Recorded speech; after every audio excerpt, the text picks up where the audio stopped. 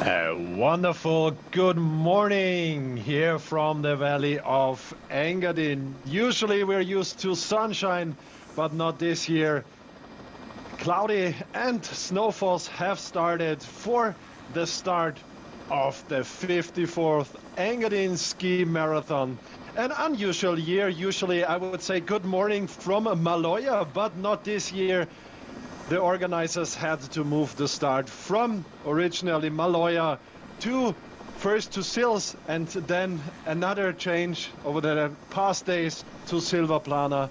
While other races in Central Europe had to be cancelled due to lack of snow, not the Engadin Skimarathon. As you can see, enough snow in the valley of Engadin, too much snow actually. 1.5 meters 2 weeks ago, fresh snow. So the organizers had to change the start from Maloja to first Sils, because the first lake, there was too much snow on the lake, which made the preparation of the tracks impossible. And now another snow came the days before the race. So the second lake also was impossible to be prepared. And now the start is here in Silvaplana. But as you can see, the athletes are as focused as every year, happy as every year that this season highlight, the Engadin Skimarathon, is finally about to happen.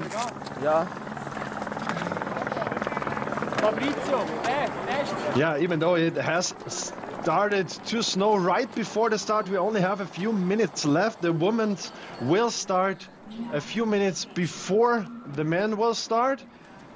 And even though we have really strong names on the starting list, it probably will be a slower Engadin Skimarathon as we are used to. The fresh snow, it has started only within the last hour, and there is a lot of snow predicted for today actually, so the longer the race will last, the harder the race will get for the skiers.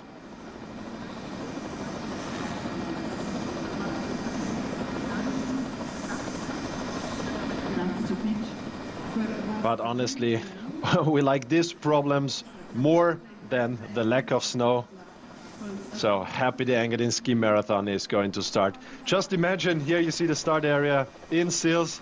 The organizers know how to build up a starting area because they had to do it 3 times this year. First in Maloja, then they put it down, then in Sils, put it down again, and now in Silvaplana again. Here we see some parts of the track. The finish area, that's the same finish like every year. We are used to this finish lane.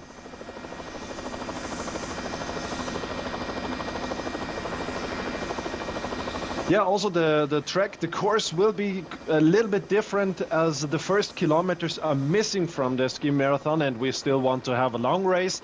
The organizers found some additional loops. We will see them later. Some additional loops. So in total, we are on 40 kilometers today. Usually the Engadin Skimarathon will go over 42 kilometers. This year it's 40 kilometers.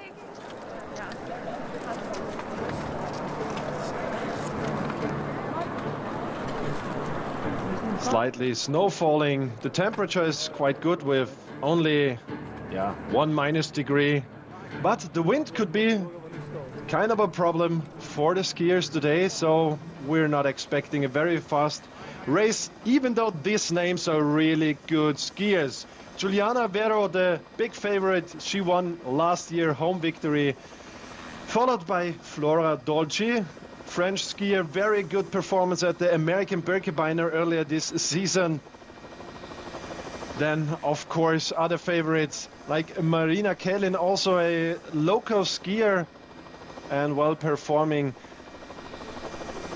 Justyna Kowalczyk, former Olympic winner from Poland. She won the night race in Engadin also a few days ago, and past weekend she got second after her World Cup concurrent Therese Johaug, so she's definitely ready to perform very well. Here is the local hero, Giuliana Vero, winner of last year. So these are the names we should look out for in the ladies competition. Also Selina Gaspar in the Olympic silver medalist biathlon, is in the starting field of the women. Look at these pictures.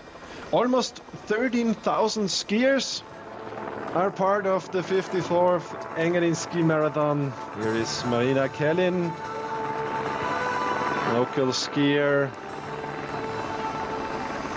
Yeah, 13,000 skiers are registered for the Engadin Skimarathon this year.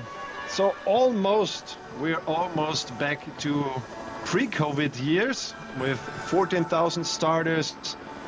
The record year was in 2018 with over 14,000 participants. The organizers had to close the registrations back in time. So we're almost back to these numbers.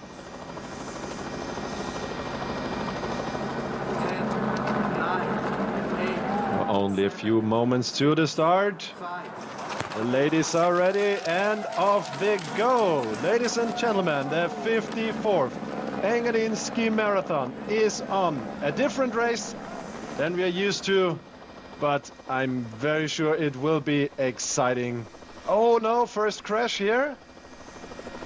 Wondering who it was, but already skiing again.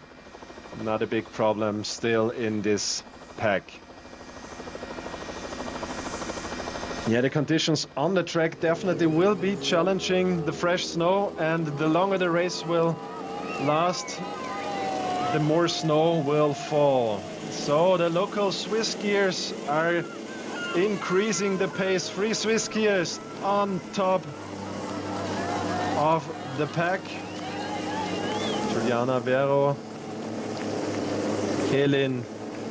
Yeah, I'm sure they want to keep the pace very high from the beginning off to get rid of the first skiers already on the first kilometers. So the start here in Silvaplana, directly on the lake of Silvaplana. This lake still was possible to prepare the tracks. Oh, look at this, the Swiss ladies getting serious already in the beginning of the race.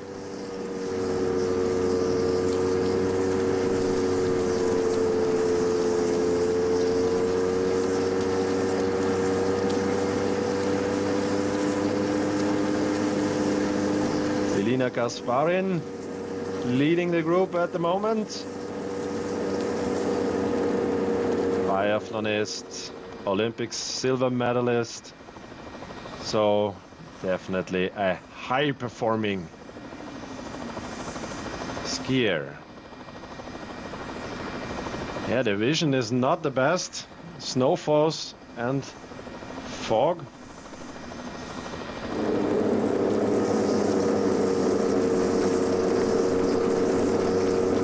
The Engadin Skimarathon definitely is a tactical game. You have to keep the speed very high to get rid of some of the skiers, because the race is quite fast. The track is known as not too hard. That means a lot of skiers can keep up with the leaders, and if they're good sprinters, then in the end they could outperform you if you're not increasing the speed already from the beginning on.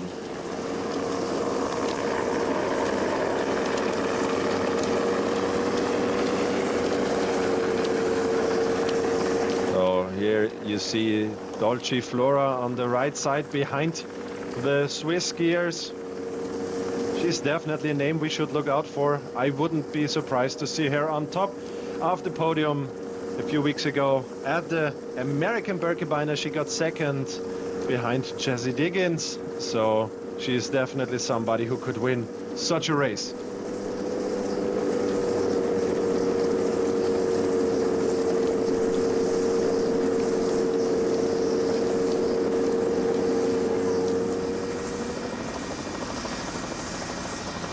Yeah, let's have a look to the men's starting field. They will start in a few moments. Arnaud Chotin, the last year's winner, definitely the big name to look out for today. Roman Furger, same local skier, won the Engadin Skimarathon 4 times, so he knows how to win here. The same counts for Dario Colonia. Yes, he has stopped professional skiing, but definitely still able to keep up with the leaders. Then Fabrizio Albasini with number 4. He is also on the podium last year. Then maybe Thomas Bing, a name you should look out for when it comes to the top skiers from Germany performing in the World Cup. So also some names here. Here is the last year's winner, Arnaud Chotin. He won the final sprint.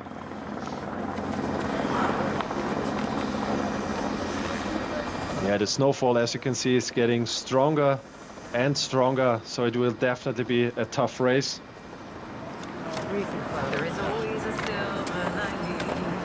Dario Colonia, the local hero, of course. Also, he won 4 times his home race, this Engadin Skimarathon, but he also won 4 Olympic gold medals.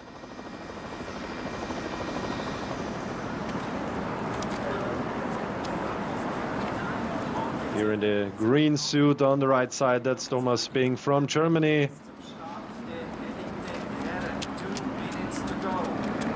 And 2 minutes to the start of the men. This year they probably will catch the women later as usually, as the race will be slower.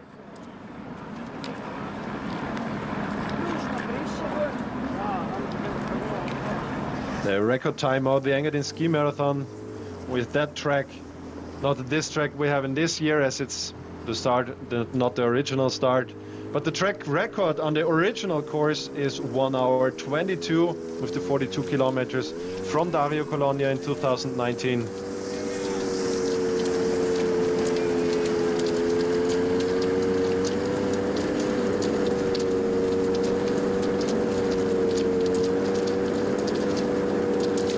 Only 1 minute to the start of the men.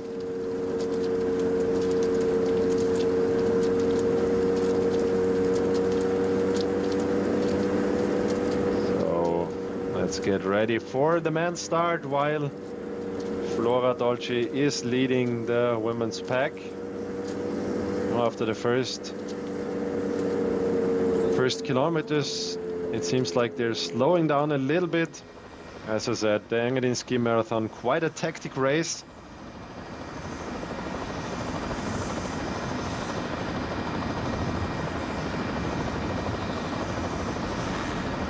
Only a few moments to the start of the men in the 54th Engadin Skimarathon 2024.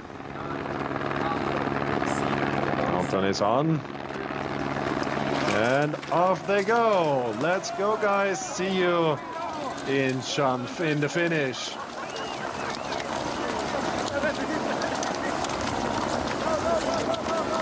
Nice pictures.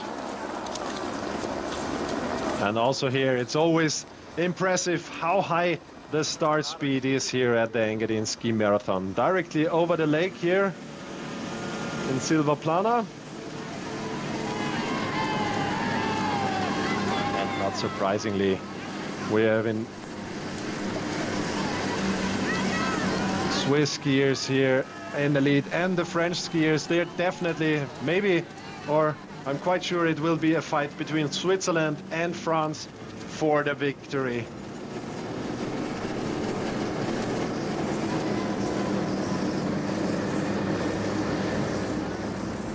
A lot of people witnessing this race. Number Frederick Steiner also, he has the camera on here, so another weight he has to carry to the finish.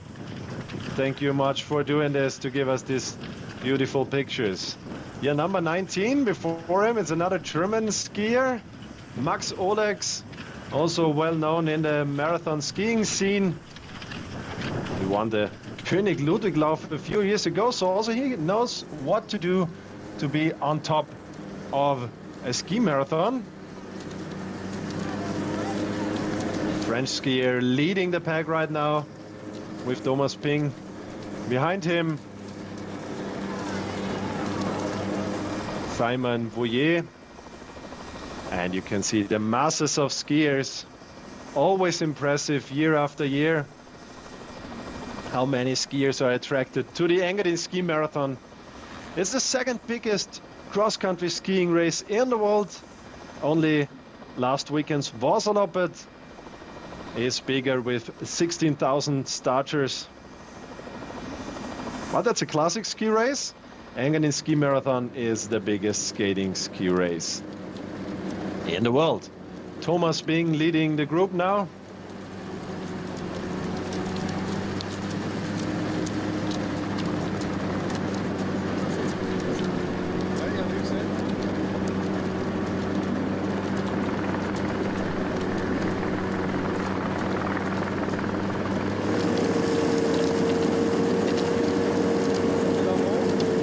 Back to the women's leading group.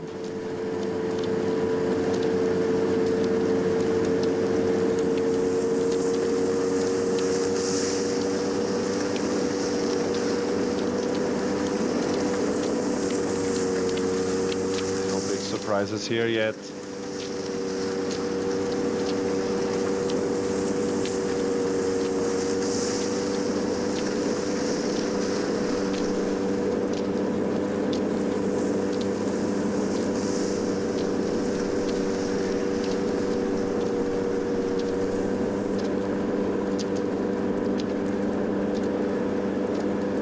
Beautiful pictures, snowy valley of Engadin. For the organizers, probably, yeah, a nightmare to have this masses of snow. As I said, they had to move the start 2 times, so building up 3 different starting areas.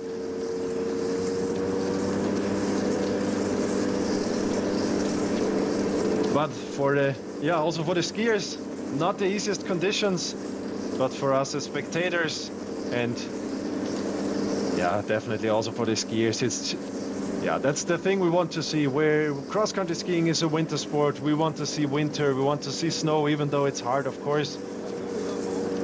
But definitely, that's what we want to see.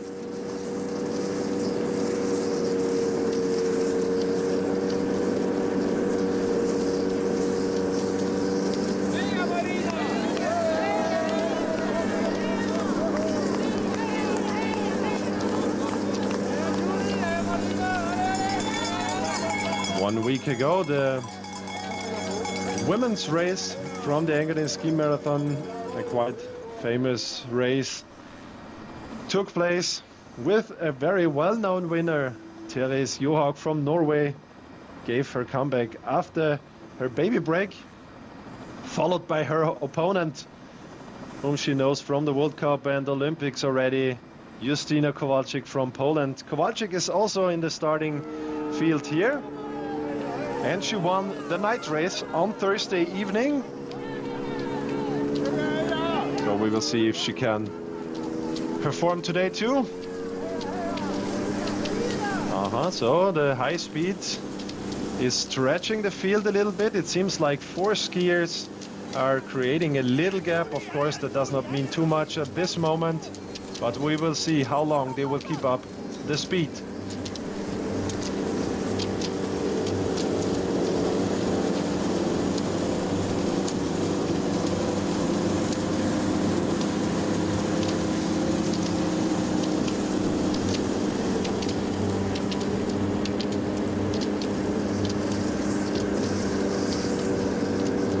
Flora, look at this strength this woman has.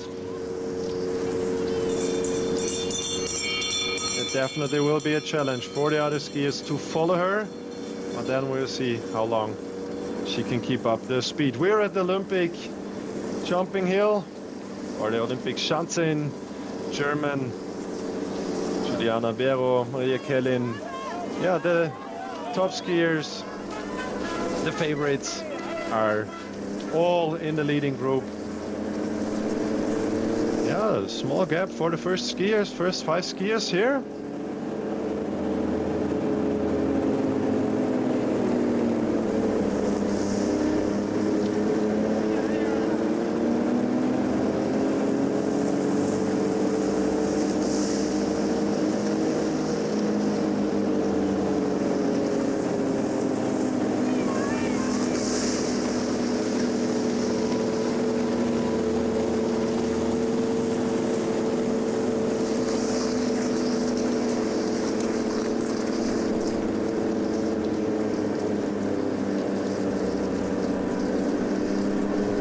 gap is definitely not too big at the moment. With a longer downhill, they can make it up again. But you never know. This is the tactical game at Engadin Skimarathon. It's still 34 kilometers to the finish for the ladies, but you never know.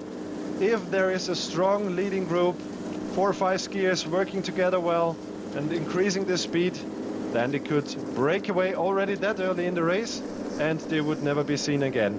But not at this occasion. The next skiers made it up to the leading group already.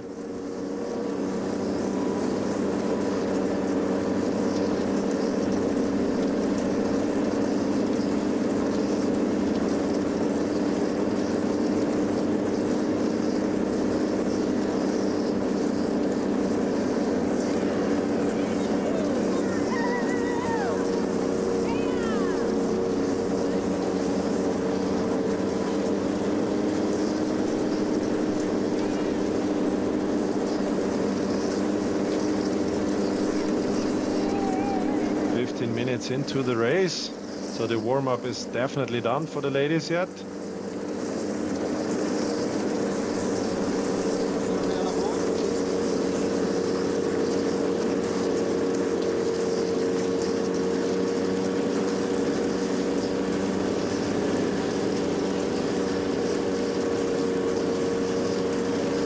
Back there I see another French skier who knows how to win a ski marathon, or at least be on the podium, Emilie Bulle. We saw her on the podium at some World Open races already. But the current leader is another French skier. It's Laura Dolci. Juliana Vero, the local skier here, living not far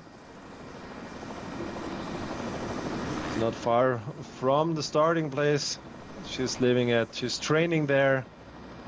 So the last year's victory, it was a big, emotional victory for her on her home field. Two German skiers leading the men's pack. It's Thomas Bing and Max Olex, the tall German skier. Thomas Bing you would know from the World Cup, of course.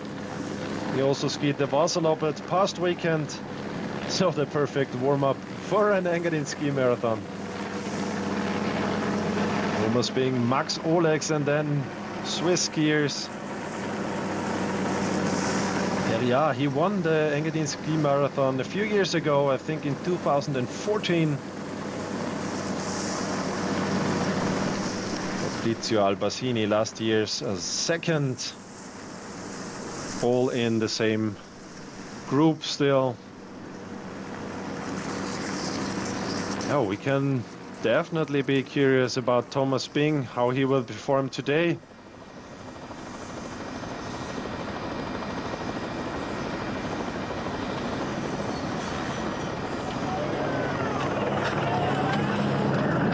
And here is our cameraman, still in this pack.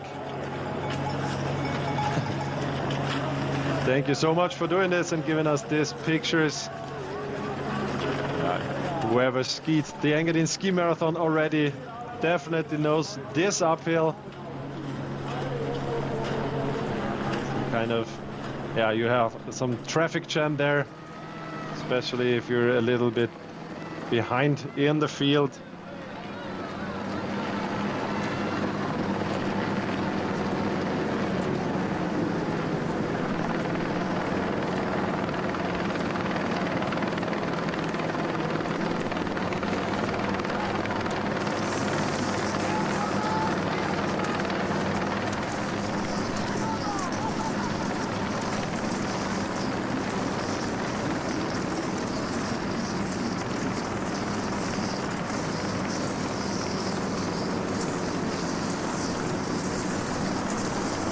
Look who is back in the leading position. It's a well-known face for all of us if you follow the cross-country skiing sport. Dario Colonia, a real hero here for the Swiss people. 4 times Olympic champion, and also 4 times Engadin Skimarathon champion. He won in 2007, in 2010, and 2017, and the last time in 2019. Just imagine all of this besides performing at Olympics, at World Championships and the World Cup. So really a strong skier.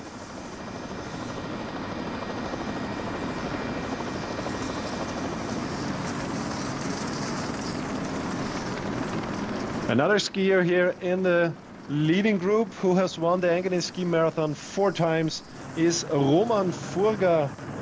The last time in 2022, then 2018 he was on top of the podium, and in 2016 and 2012.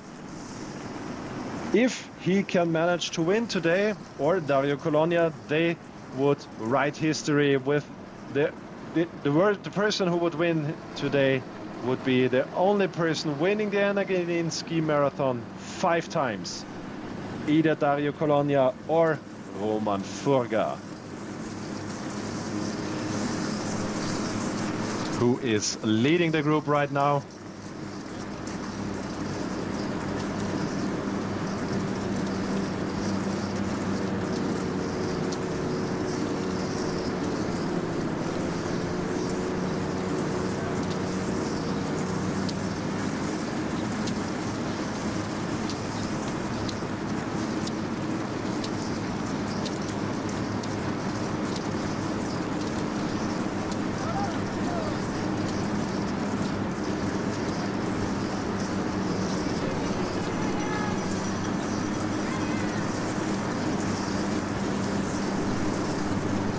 Good in reds, also a skier who knows how to be in front. And Fabrizio Albasini, last year's second.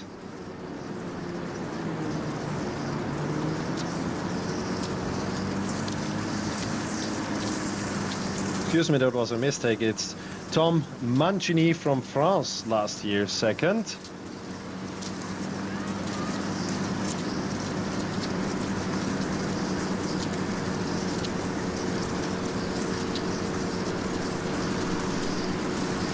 But Albasini, he has a bronze medal in 20 kilometers skating at the U23 World Championships this year, so we definitely should have a look out for him too.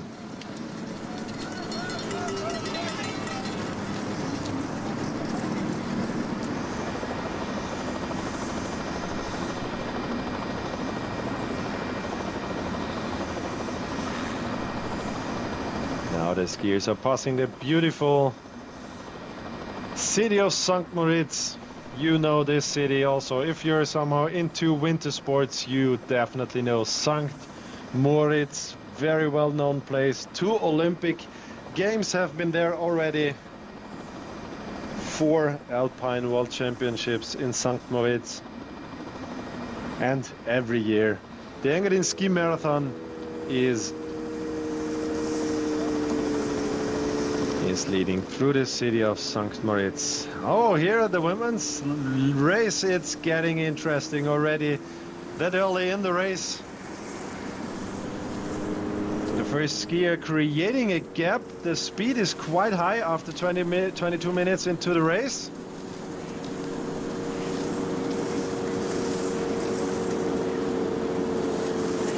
And the first lady is creating a gap.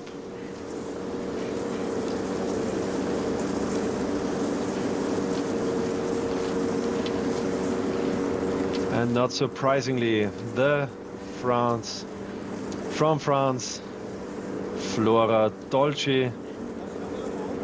Yeah, she's more a small skier. That means that's good conditions for her. The deeper the track will become, the better for her.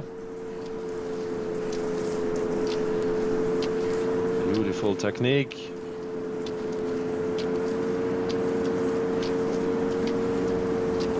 Yeah, and she is trying her first attempt. Seems like 3 skiers can somehow follow her speed. That's exactly what I said before. You can't wait. Every attack has to be answered at Engadin Skimarathon, because the race is not too long, with a time of maybe 1 hour 30. We will see. It's not too long, so if you have a very good day, you're a good skier like Flora Dolci definitely is, and she has really a good day, she can do it, and suddenly you have a winner who started to attack after 20 minutes in the race. Other picture, the men's group, they're still together, not surprisingly, but I'm very sure also there we will see some attacks. 32 kilometers to go, still Thomas Bing leading the pack.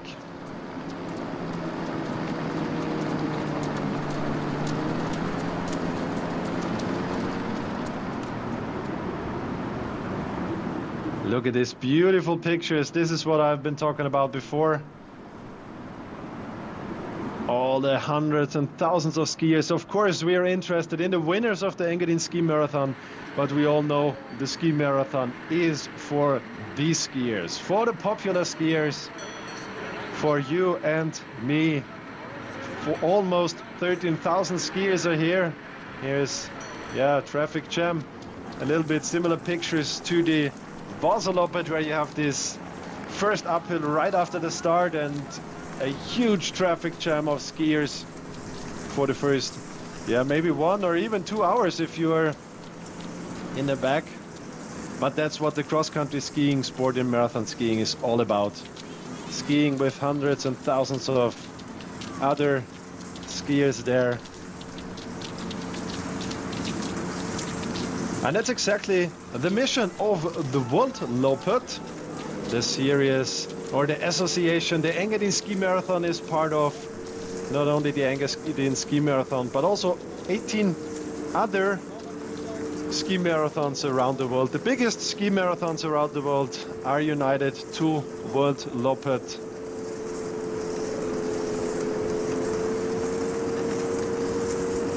For example, the American Birkebeiner, where this lady was second a few weeks ago. The Vasaloppet, the Birkebeiner ran it in Norway, which will be next week. The Marcialonga in Italy, also well-known ski marathon. They are united to the Voltloppet Ski Federation. And here we definitely see maybe a small pre-decision. Two skiers in the back are making it up to Flora Dolci, but this could be our leading group for the rest of the race.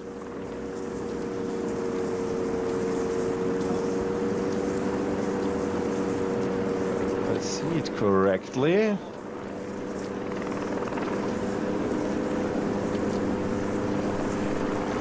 Giuliana Vero is here in the 4th position, not at the first 3 skiers.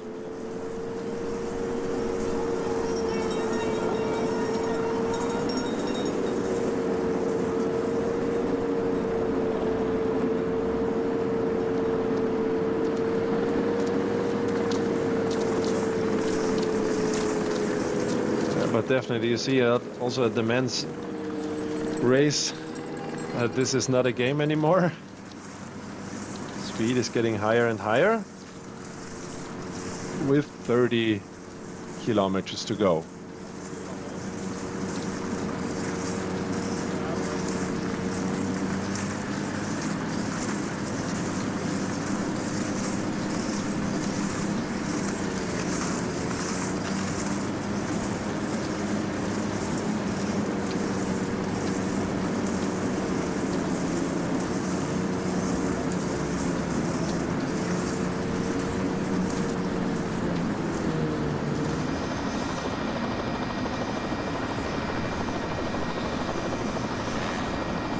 See, it's getting interesting here.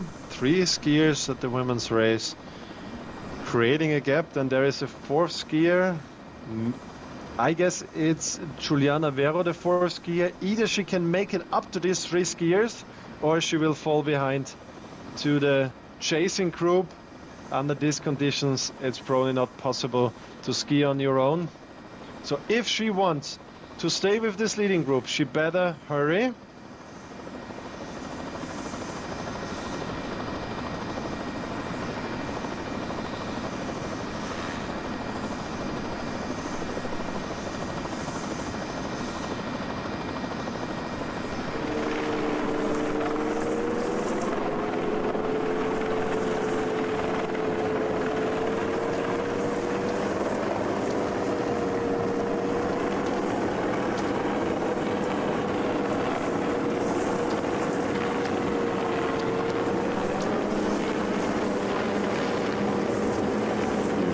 Pictures here through the woods.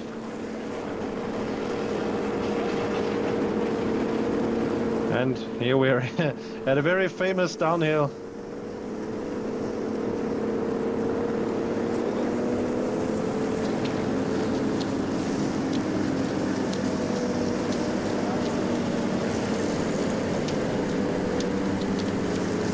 It's Juliana Vero leading on these first three skiers.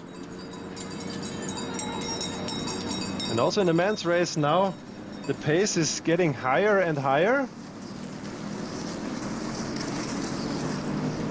With Fabrizio Albasini in the lead.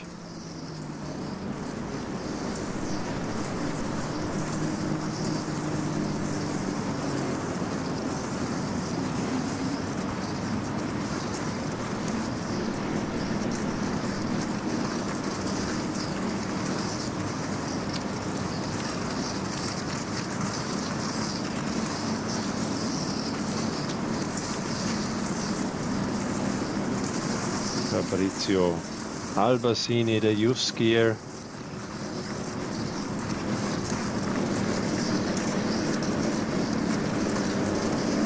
The Engadin Skimarathon, always a chance for younger skiers to show themselves and to show what they can.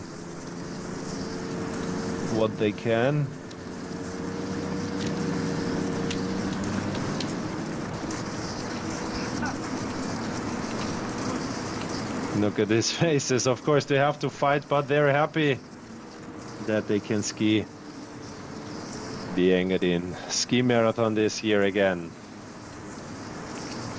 Yeah, some people would say the Engadin Skimarathon is an easy race, as it's, yeah, the major part is descending from start to finish.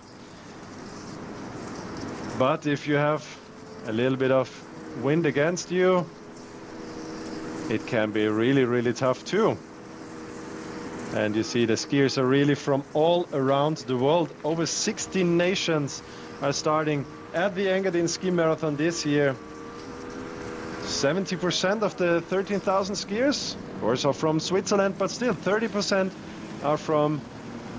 are international skiers. Major part from Germany, Italy, Austria and France, but also skiers from Andorra, USA, the Scandinavian countries, from all around the world. And this is what cross-country skiing is all about. But of course also about the elite skiers. Every one of us is curious who will be on top in the finish. Will it be a French skier, a Swiss skier, or even a German skier with Thomas Bing? He is getting serious now. Here's a first real attack in the men's race. Thomas Bing from Germany. Last week, Vasaloppet, he performed on the 30th place. He's taking the intermediate sprint.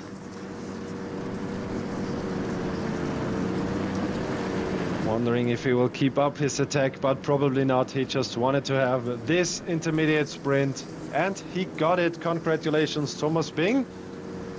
Yeah, last week, 30th place at the Vasaloppet. Quite tough and challenging conditions there too, with deep track, very wet, so very tough Vasaloppet. So he's used to tough conditions. Maybe it's helping him today.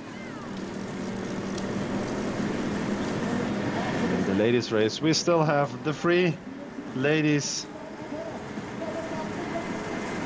skiing on themselves.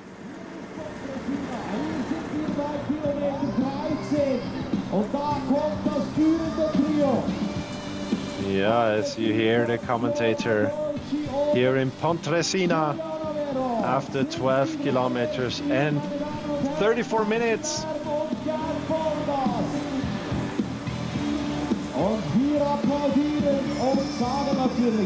We have 3 women on top with a big gap already. Vere from France, Vero and Dolci.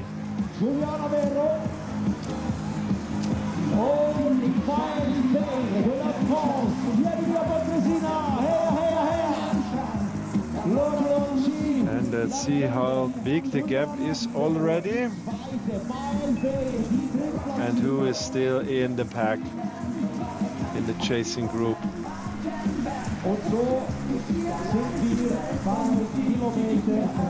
So we have half a minute already gap to this group of 5 skiers. So the first pre-decision is probably made. It doesn't seem that this chasing group is putting too much effort at the moment into making it up.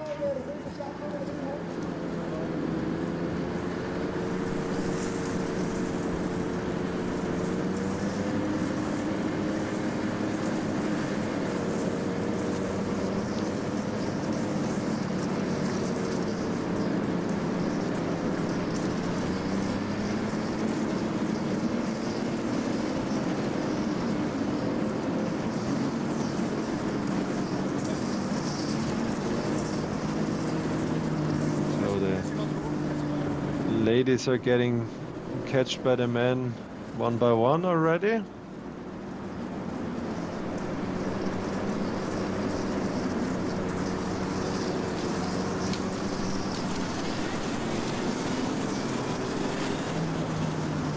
Here we go. The famous downhill. A lot of funny pictures every year here at the Stadtserwald.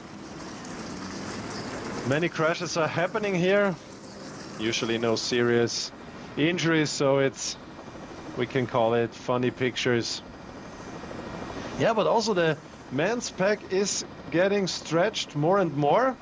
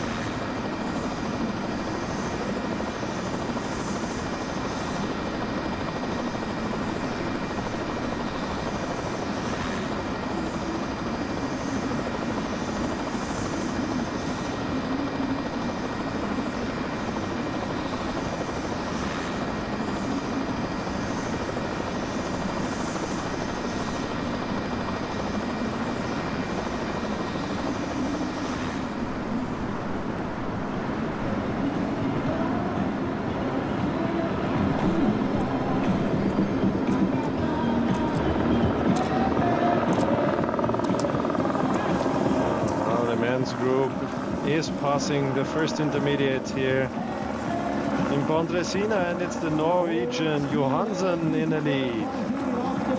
Dario Colonia on 4th place, but the whole pack is together still. Agnelé Gerard, also he performed quite well at the Engadin Skimarathon already, and he won the Gatineau Loppet, another World Loppet race in Canada earlier this season.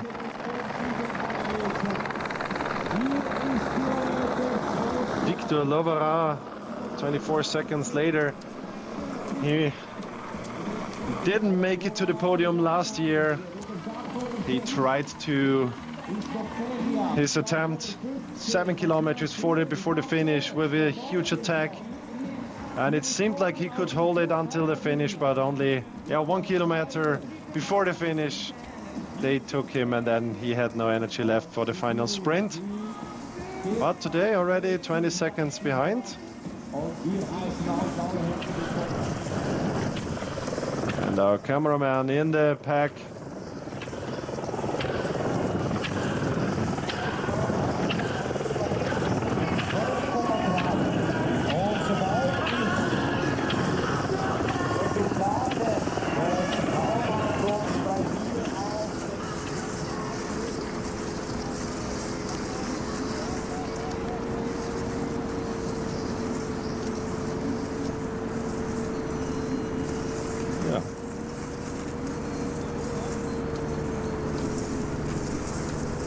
It's only 25 kilometers to the finish.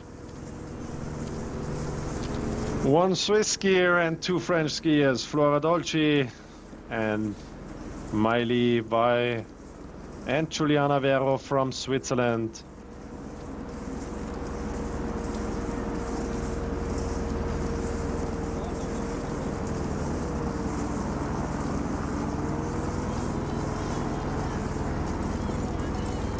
It's Dolci in the back. The beautiful city of Pontresina, the home of the marathon village. You would pick up your bibs there and see the whole marathon village. Always a huge party at every Engadin Skimarathon. Pontresina. And look at this beautiful winter wonderland in the valley of Engadin.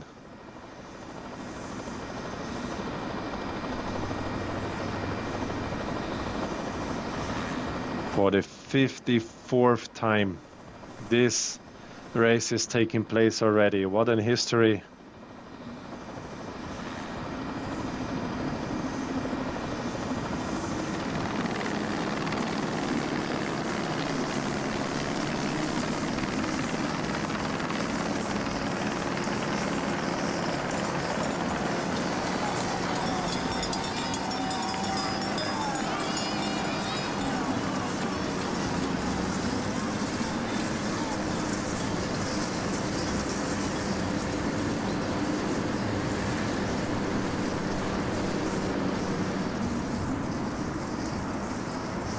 Here we go, our cameraman is getting his first drink, of course.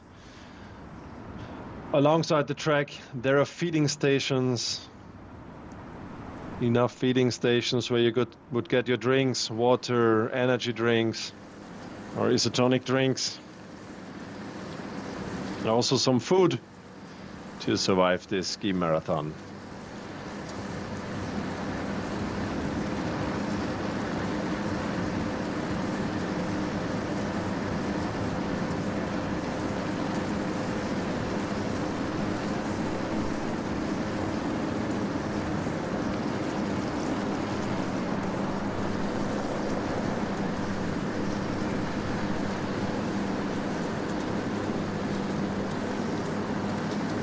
Well, 35 minutes into the race, 26 kilometers to go.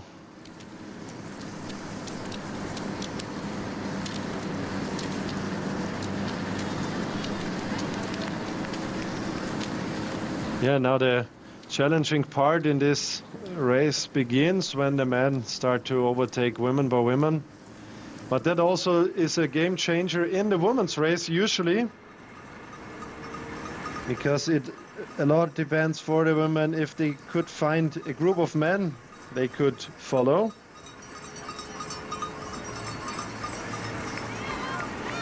Look at these beautiful pictures. Just imagine skiing there as one of the 13,000 skiers. Yeah, for many skiers this is a lifetime goal to finish the Engadin Skimarathon, or finishing a Vasaloppet, a Much Longer, or finishing a World Loppet Master title. If you do 10 ski marathons around the world, 10 of these great ski marathons around the world, you become a World Loppet Master. And if you do all 19, you're a global skier. A goal many skiers have. There are more than 5,500 World Loppet Masters out there already. And some more will be awarded after this Engadin Skimarathon.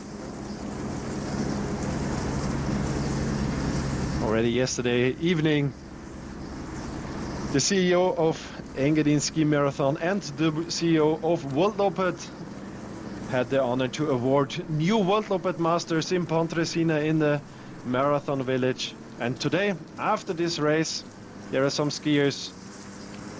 They're doing their 10th race today, and there will be more World Loppet Masters.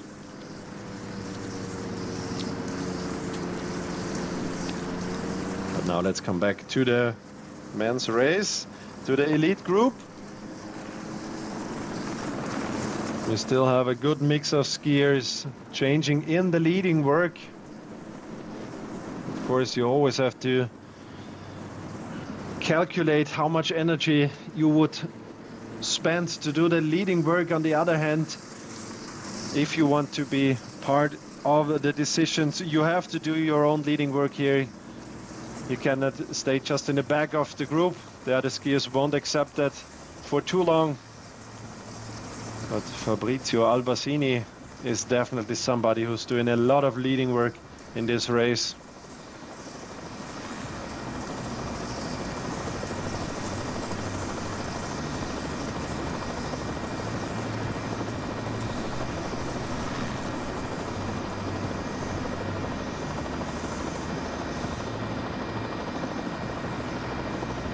Nicola Viga also here.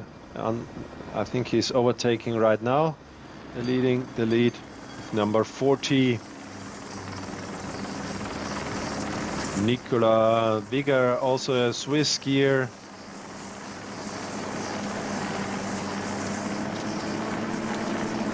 Now it's still the number 4 in the lead.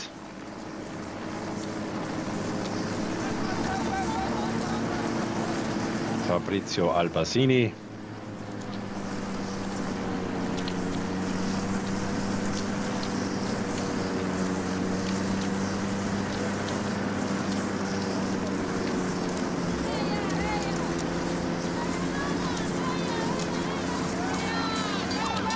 Also the Norwegian Bucher Johansen Thomas is probably able to be in front. Maybe not on the first position, but definitely somewhere among the top 10.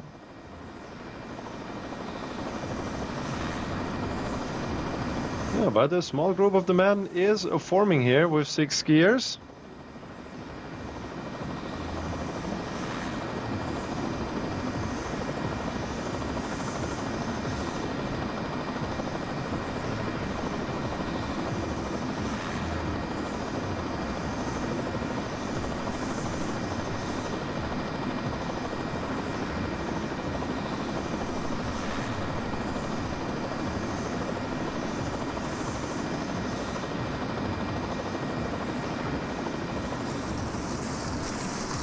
Skiers, among them Fabrizio Albasini,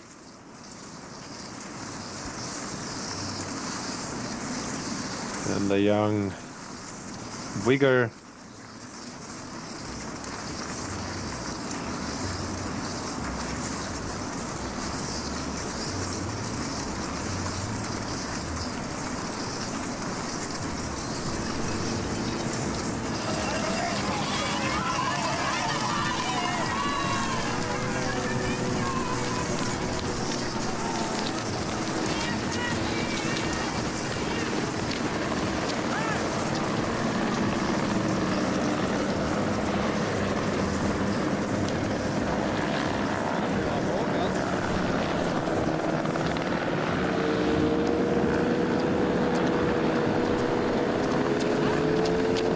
Switching over to the ladies group.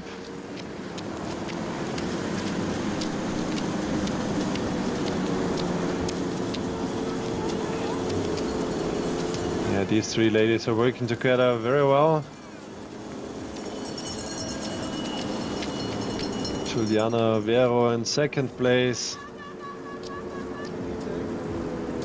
And Meli Vairi on the first position, leading position. She's doing the leading work right now. Flora Dolce on third position, keeping up.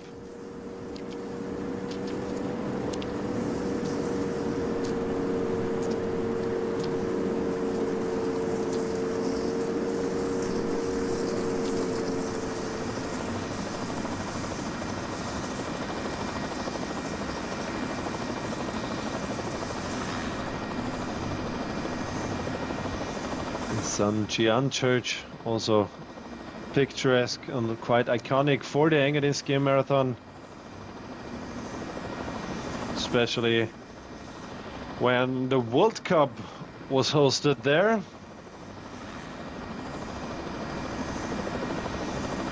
Must have been 2021.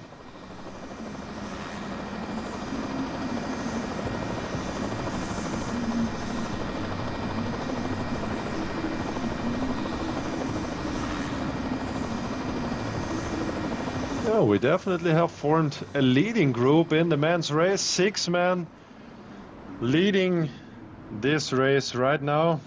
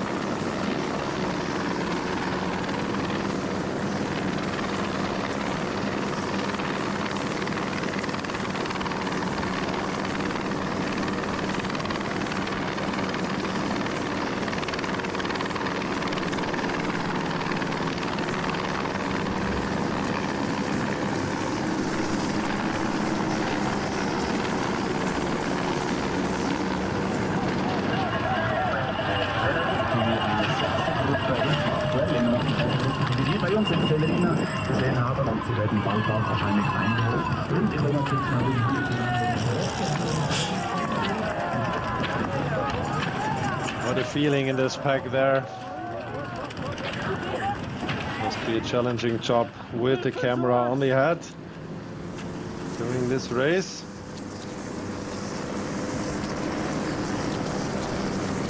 Yeah, big respect to Fabrizio Albasini for doing all this leading work. He's definitely one of the skiers doing the most leading work.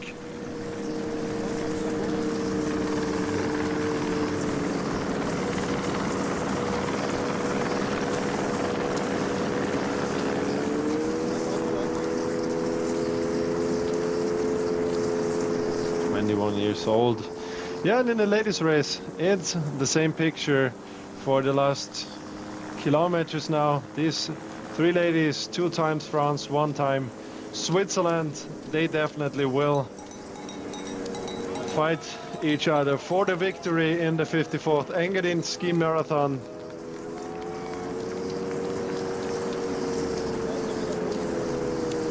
We already have a big gap here at the intermediate time in Celerina.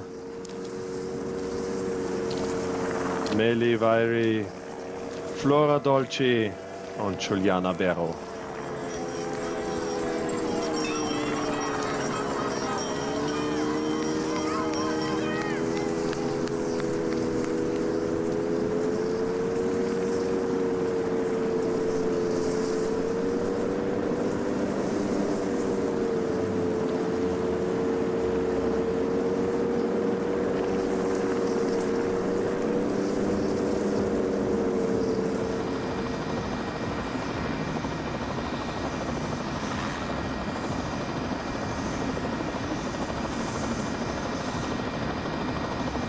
Yeah, still snow is falling. It will be more and more the longer the day lasts.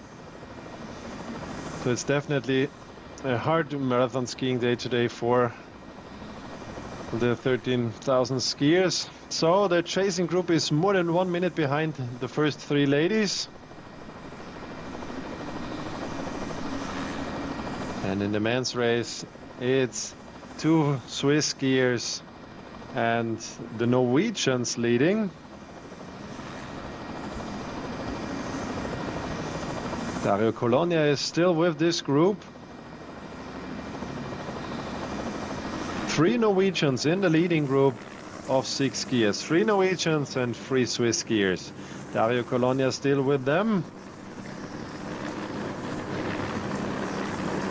And yeah, maybe surprisingly on 7th position, I renew from Andorra.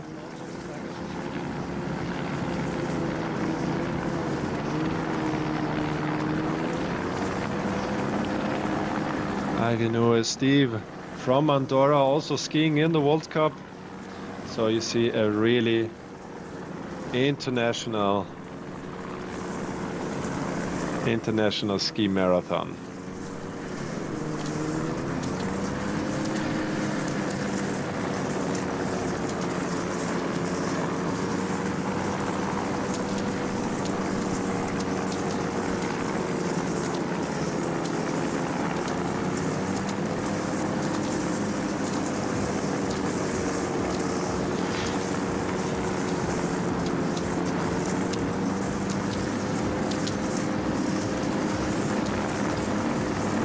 Beautiful skating technique here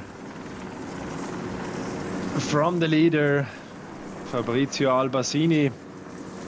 Yeah, maybe that's the special thing about the Engadin Skimarathon, a skating race. The other very big ski marathons like the Marcialonga or the Vasaloppet or the Birkebeinerrennet in Norway, they're all classic technique, but the Engadin Skimarathon is originally done in skating, or let's call it free technique, because some skiers in the back, the popular skiers, they're using the classic technique, which is allowed in the free technique race.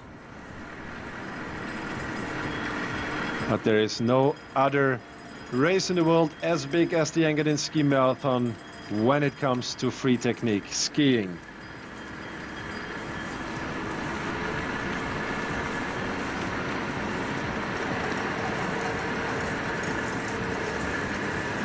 Beautiful scenery.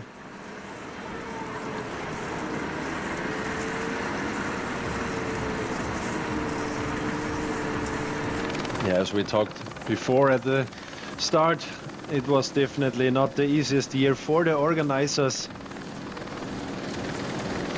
First you had 2 weeks ago, there became so much fresh snow that the masses of snow were pressing the ice on the lake in Maloja down, so the water came up the ice, and then the whole lake turned out to be a slushy soup of snow and water, so it was not possible to prepare the tracks there.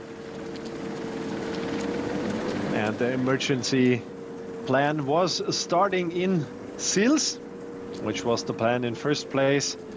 They built up the whole starting area then again in Sils.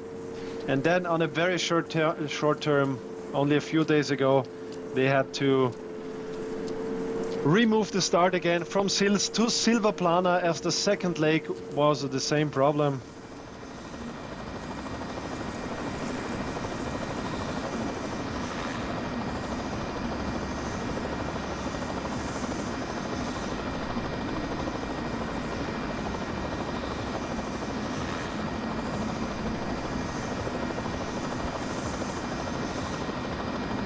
So not an easy year for the organizers, but the team of the Engadin Skimarathon is very advanced and experienced already. It's the 54th edition, so of course they know how to do all this stuff. They also organized a World Cup stage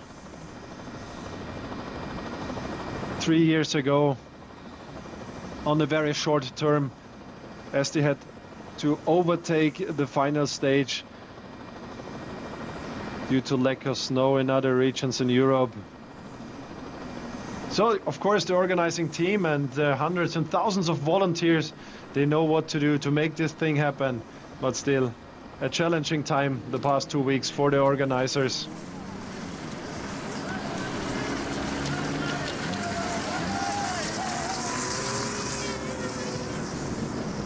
Magne Haga from Norway on 3rd position. Then Thomas Bucher Johansson from Norway. Nicola Wigger from the Switzerland. This is our leading group. And it seems like the old and experienced skier Dario Colonia, he is always ready for a surprise, if we would call it like this.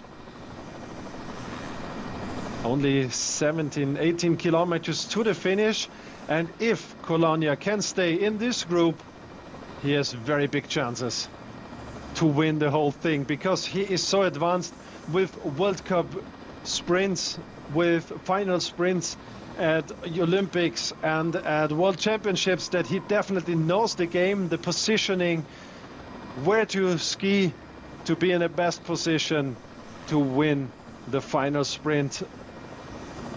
And usually the Engadin Skimarathon is decided in a final sprint. You have a short downhill. There it's very important to stay focused, do not crash 1 kilometer before the finish. A small downhill with some curves, and then this final corner and a nice long finish stretch. This is usually the decision in the Engadin Skimarathon. Now we have a Norwegian in the lead.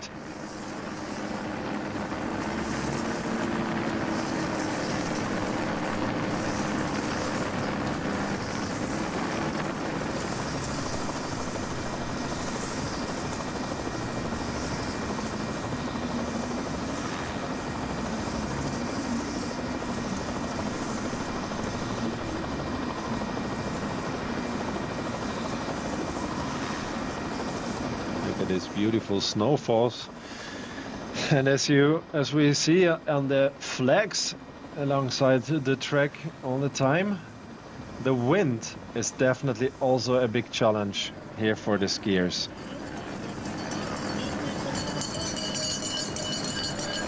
First 6 skiers are chased by 3 other skiers.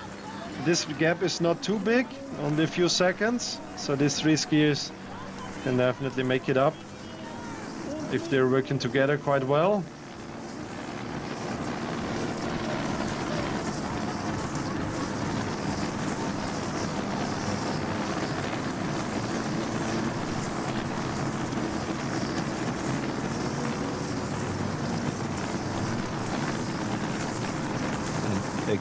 And again, we're having Fabrizio Albasini in the lead. So he's really not hiding in the back.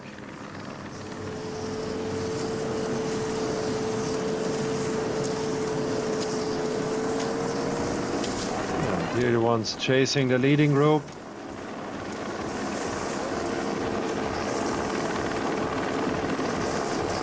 Our skier from Andorra.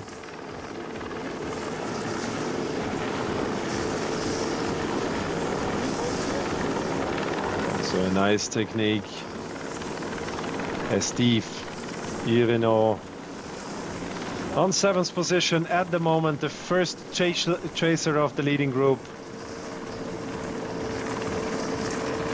Also familiar with skiing in a World Cup.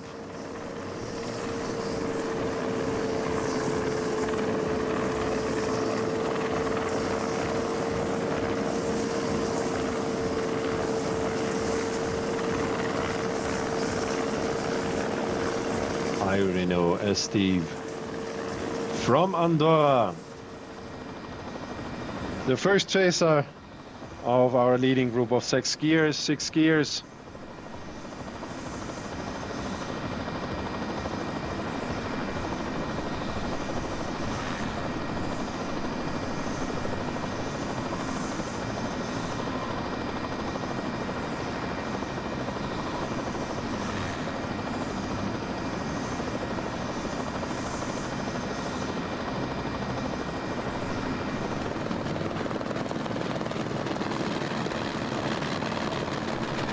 Almost 1 hour into the race and 16 kilometers to go.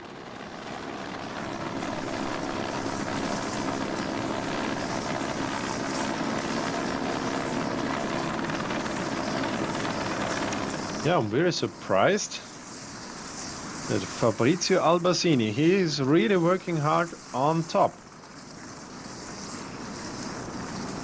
On top of the leading group, always in the wind. Let's hope that he can keep some energy for the final sprint. But let's focus on the ladies' race. These three ladies, they are really working together, keeping the speed high, giving other ladies no chance to make it up to them. I'm quite sure this won't happen. The gap is over 1 minute already. But here, MN is using this ladies group as a train, following them.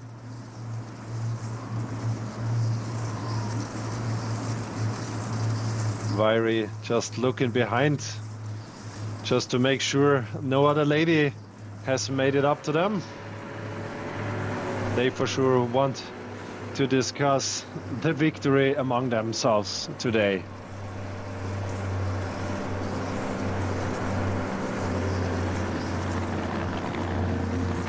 And here we are again in the men's leading group. Impressive work by Fabrizio Albasini.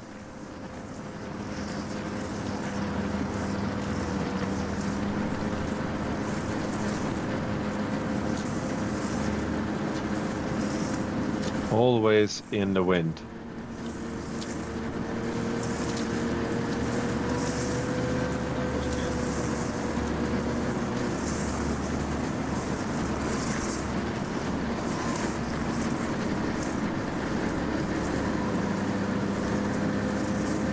But not less surprisingly, Nicola Vega on second position. Young Swiss skier. So these two guys are leading this group towards the finish.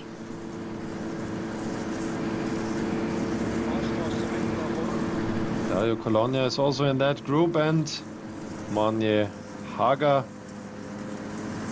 Then another Norwegian with Thomas Bucher Johansen and Philipp Andersen.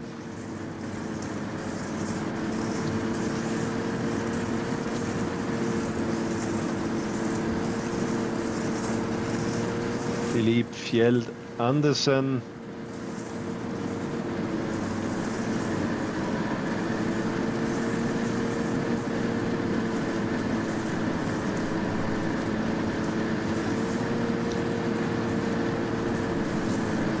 He is more like a surprise, if I can say that.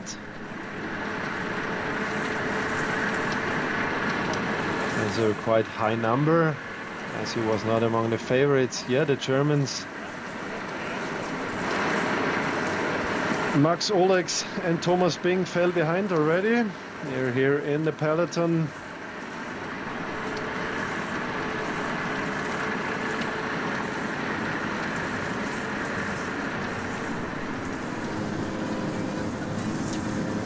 Oh no, attention, no crash here. If you have a crash here, you are out of the game.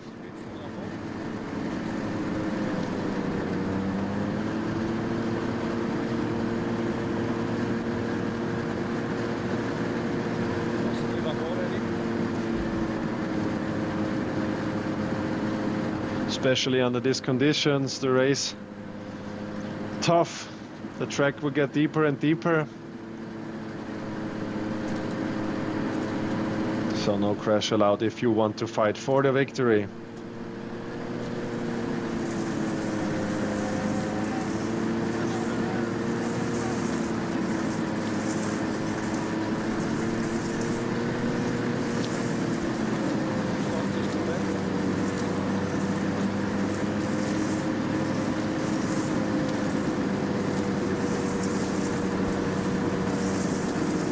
quite soon we should enter the village La Punt and have the next intermediate time, the final intermediate time before the finish in S-chanf. And La Punt is also the last additional loop. So the organizers came up with a track with 3 additional loops just to come up to 40 kilometers.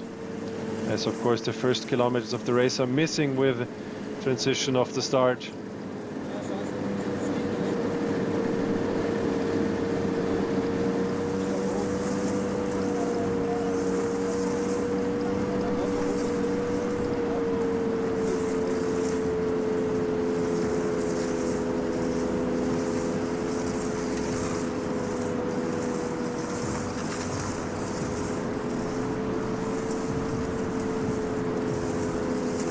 Flora Dolci leading these 3 ladies, and behind her the local skier Juliana Vero. Very emotional victory last year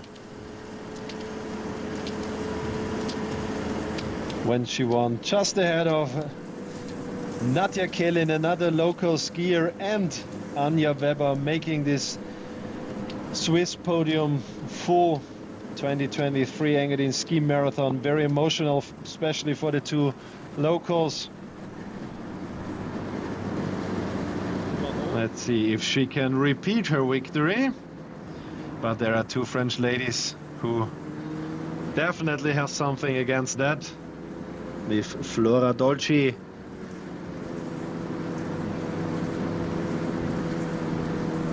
and Miley Viry. And here we see the men. Yeah, the tactics start. Who should go in the lead? Who wants to rest in the back? I would say Fabrizio Albasini has deserved it to be in the back and to relax a little bit. But as you see of the track of the snow scooter, there is already a good layer of fresh snow in the track, which makes the whole thing quite hard for the skiers.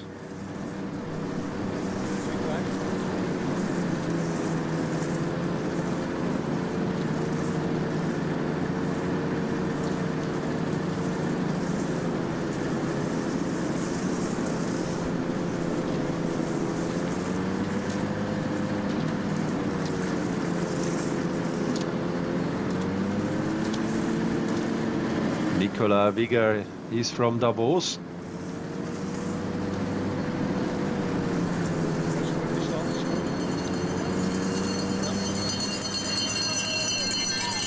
Born 2001, so still a young skier. Nicolas Wigger.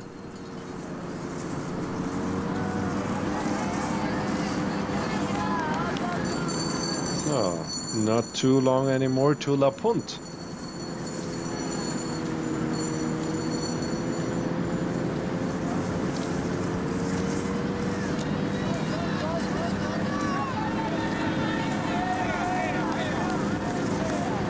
The young Swiss skiers, they are working hard in this race. Always doing the leading work.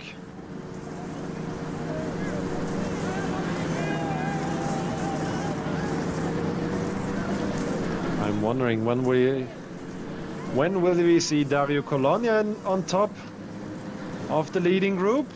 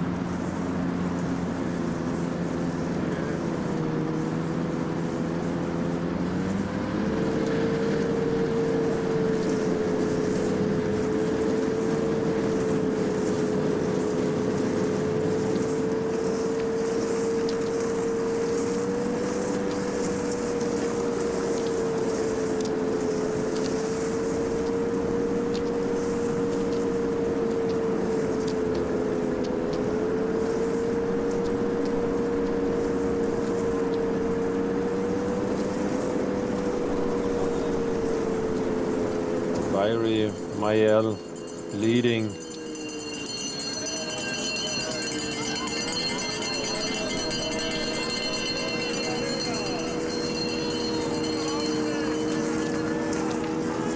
Juliana Vero keeping up, and it appears like Flora Dolci has some troubles following these two ladies.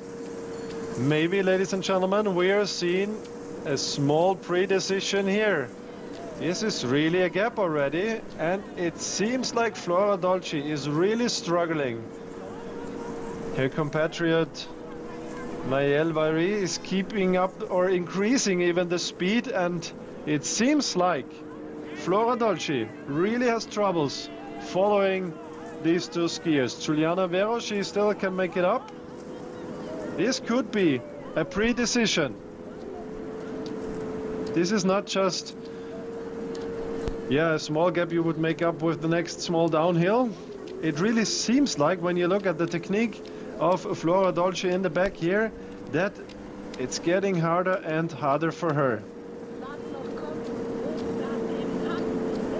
Don't get fooled by the camera, by the zoom of the camera. This is already some seconds gap. And the problem for Flora Dolci then would be, if she can't follow these two skiers, then she is all on her own, and maybe it wouldn't take too long for the chasing group to capture her, and then she has lost a lot of energy for the final sprint.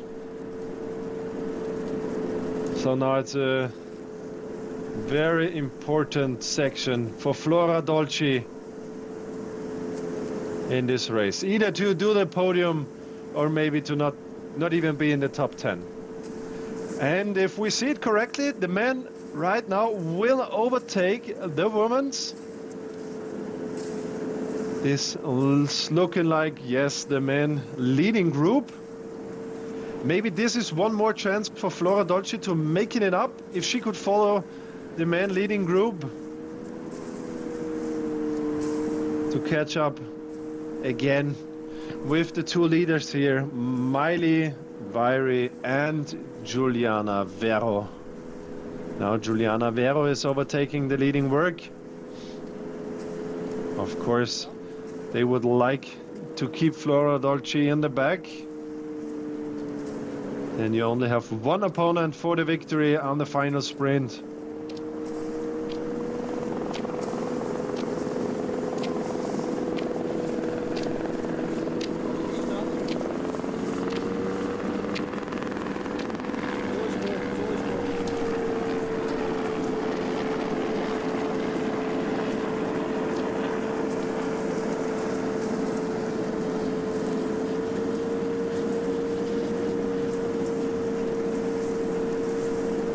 And it's only 12 kilometers to the finish. So we definitely go into the most important and the decision-making part of the race. The French skiers are on top, and yeah, this is Dario Colonia doing some leading work.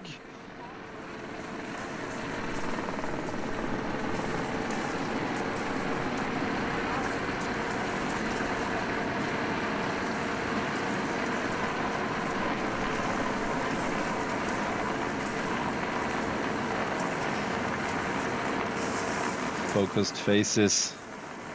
Here is Dario Colonia, also focused.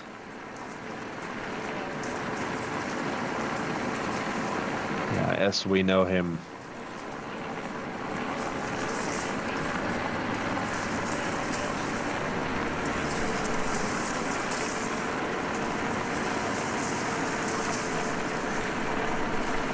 In a few moments, the skiers will pass La Punt, the final intermediate, before the finish.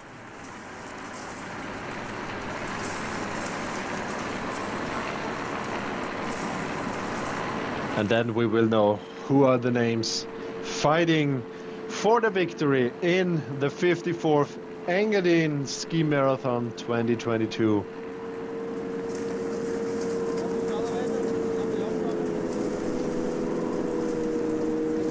This is the chasing group in the men's race, capturing the leading group of the women. So that means that the leading men are already ahead of the leading women. Now we'll see if Flora Dolci managed to stay with this group of men to make it up to the two leading ladies again. Our skier from Andorra also made it up to the chasing group. No, here is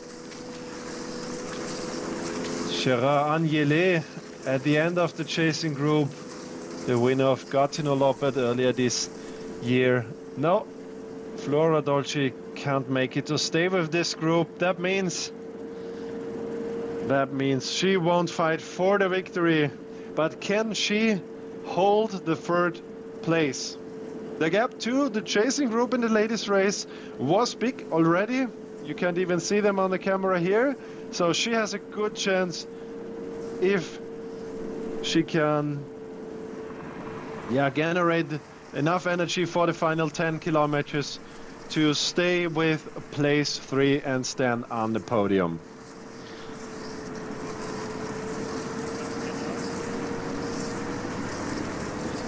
Still enough breath and energy for the French skiers here to have a chat. And you see the positioning is on already. Maybe 20 to 25 minutes to go,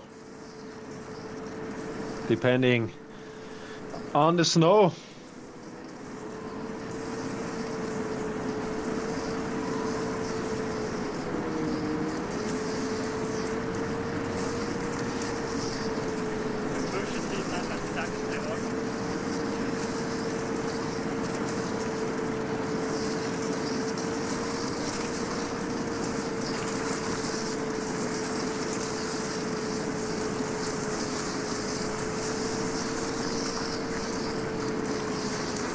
And who is doing the leading work again? Yes, you guessed it, the young Swiss skier.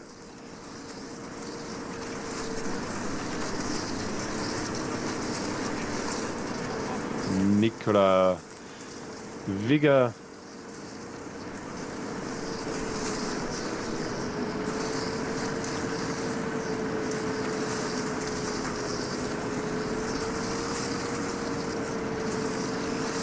Yeah, the Engadin Skimarathon, a challenging race for the skiers, not only because of the track, but also because of the timing. It's quite late in the season. With March 10th, it's very late in the season.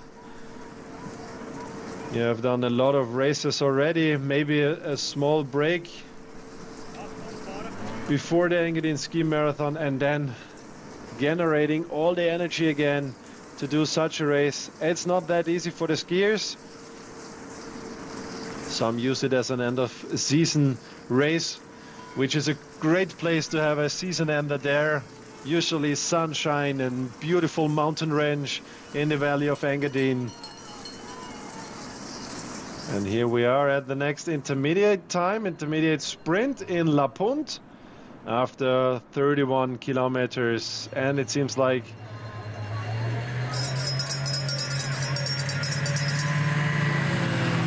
for sure a Swiss skier. I don't get the names yet. I think no, second would be Wigger, and I think Fabrizio Albasini, he won this intermediate sprint.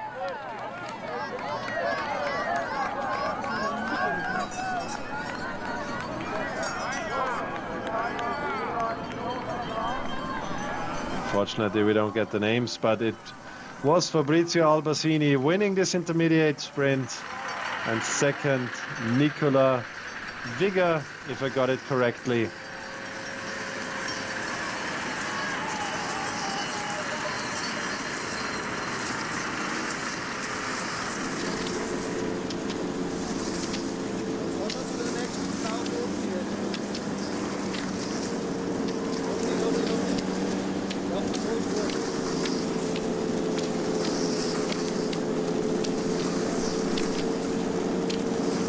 Here we have the leaders in the ladies race again. Juliana Vero on second place and in the lead. It's Mayel Vairi.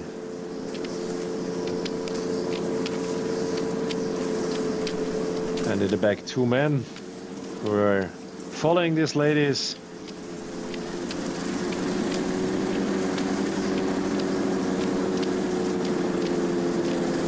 Oh yeah, you see that there is already a good layer of fresh snow on the track.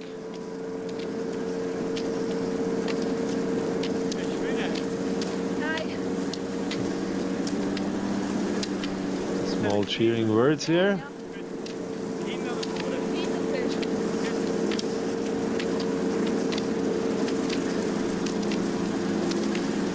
That means Juliana Vero still has good energy left if she can have a small chat here.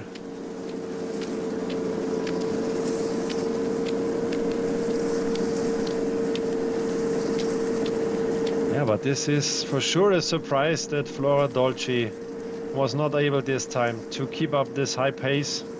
She was definitely a big favorite for the victory today.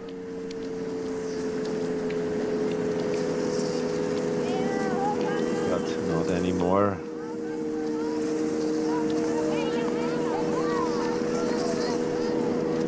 Also, the Polish Olympic gold medalist Justyna Kowalczyk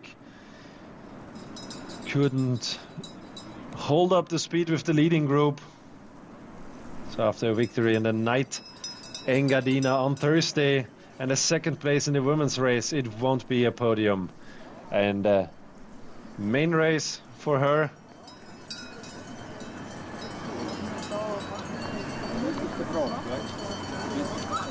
Who will win this intermediate sprint in the ladies race? Is it Vero or Vairi? Not so easy to see among these men.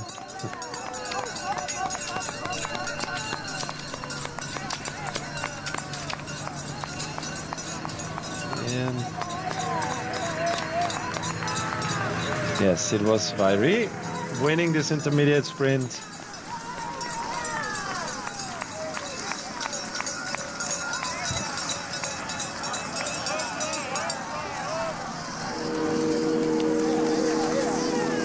And now it's getting interesting here, ladies and gentlemen. It's getting interesting. Only, less than 8 kilometers to the finish. There's a man now between the French skier and the Swiss skier. Not sure what's happening here right now. Could it be that Juliana Vero is struggling keeping up the speed? Or is it just some positioning work? So positioning work, we will see it, but it's not too long to the finish anymore.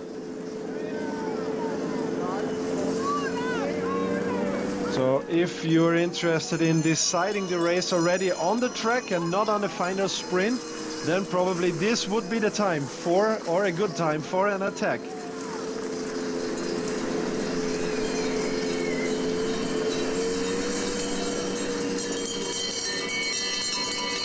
But Mayel Vairi is not making the impression to me that she wants to attack right now. So maybe this group will stay together. So final intermediate in La Punt, 10 kilometers before the race. In the men's race, it was Philippe Andersen from Norway winning this final intermediate sprint, with Fabrizio Albasini second and Dario Colonia third. Wigan Nicola from Switzerland fourth, Haga Magne from Norway on fifth position, and another Norwegian, Bucha Johansen Thomas, sixth position. So these are the 6 names who will fight for the victory today. And then on 7th position, the Andorra skier Irineu Steve on 7th position.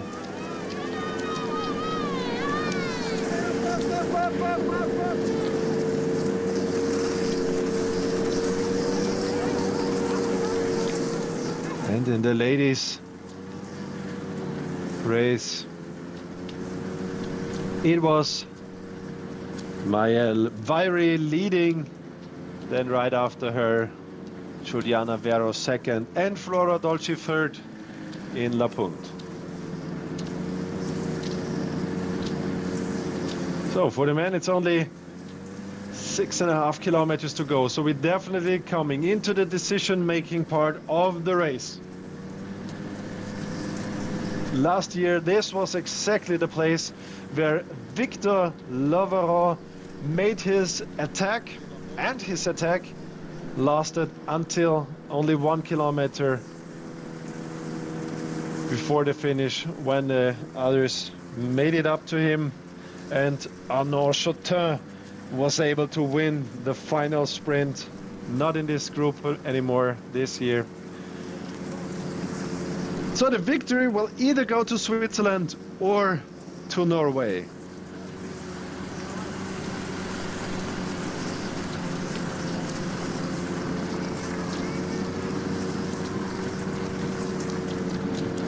Fabrizio Albasini overtaking the lead again.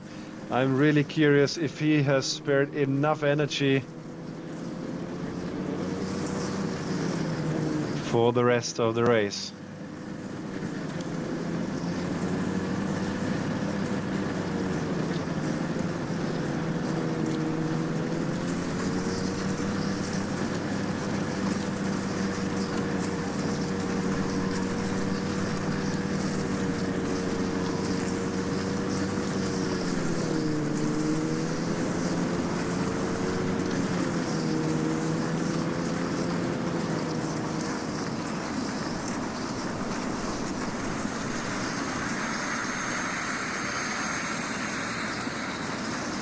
Peloton is now passing La Punt.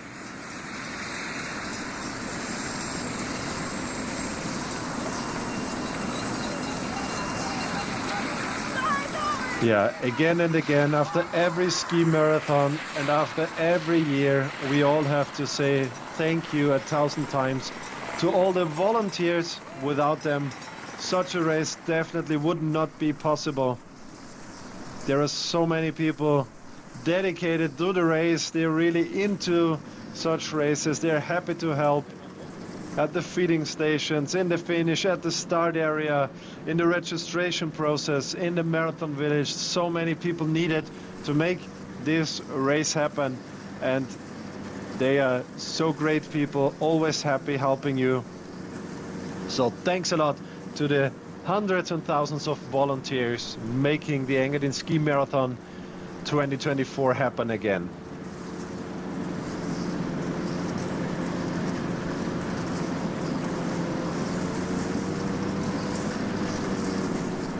Now the young Norwegian is overtaking the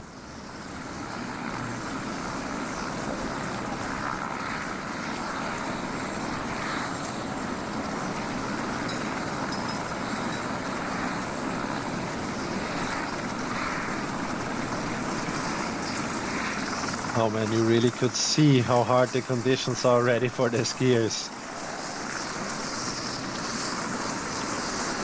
When in another year you would glide over the lakes and next to the lakes, through the woods, through the villages with high speed under sunshine. Well, not this year. It's a different appearance of Engadin Skimarathon, but that's cross-country skiing. We're doing an outdoor sport. We are not doing an indoor sport. Nothing to do about it. The one year it's too less snow, and another year you have too much snow. That's an outdoor sport, and this is why we love this. But now let's get focused for the decision making in the 54th Engadin Skimarathon.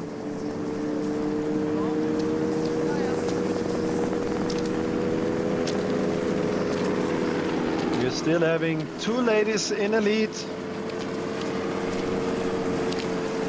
So Juliana Vero was not struggling as I may thought before. It was just the intermediate sprint when Miley Byrie increased the speed, but no problem for Juliana Vero to keep it up, and now she's doing the leading work again. So these two ladies will sprint for the victory. 7.5 kilometers to go for them.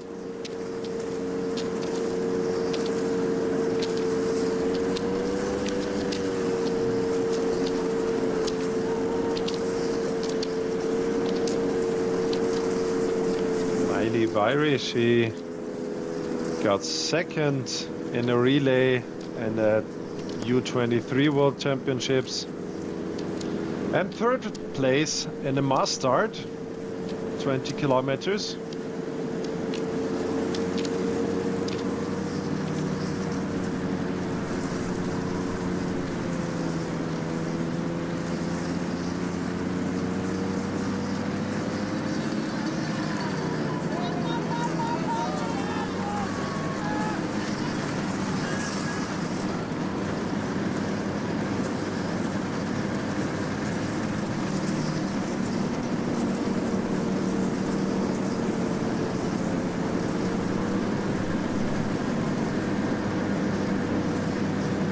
Slowly, only 5 kilometers to go. Ladies and gentlemen, get prepared for the decision in the Engadin Skimarathon. And not surprisingly, we're coming closer to the finish. The decision soon will be made, and who is coming into the lead? It's the one and the only, Dario Colonia. He's overtaking the lead right now.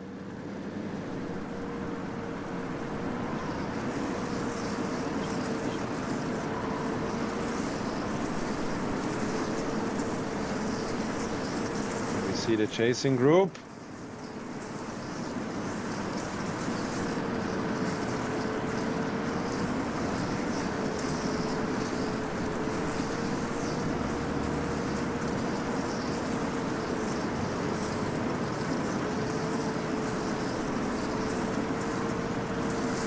Ladies and gentlemen, get ready for the decision. This is the chasing group.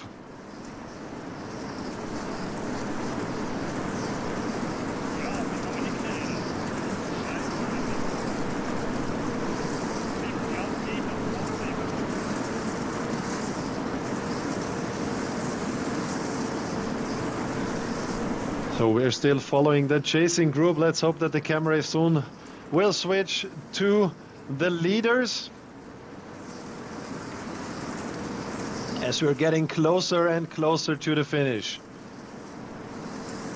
1.5 hours is the time exactly right now. 1.5 hours into the race. Yeah, here the chaser group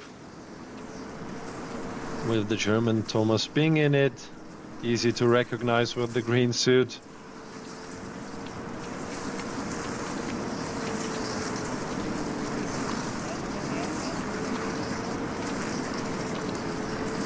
So they only have 4.8 kilometers to the finish. I'm really wondering where the camera is of the leading group, because if the chasers only have 4.5 kilometers, the leaders are really near the finish already.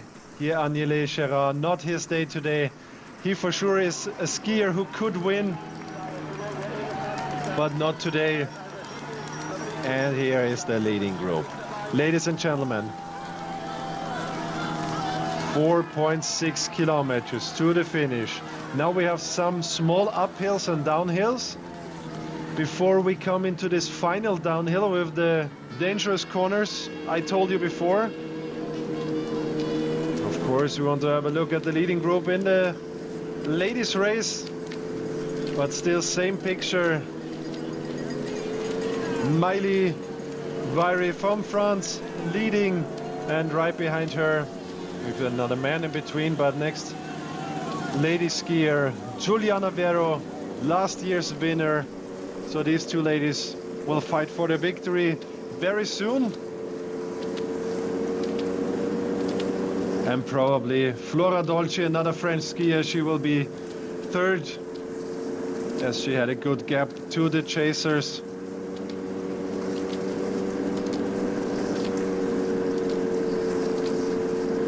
Two young skiers, so we will see if Juliana Vero can defend her victory from last year.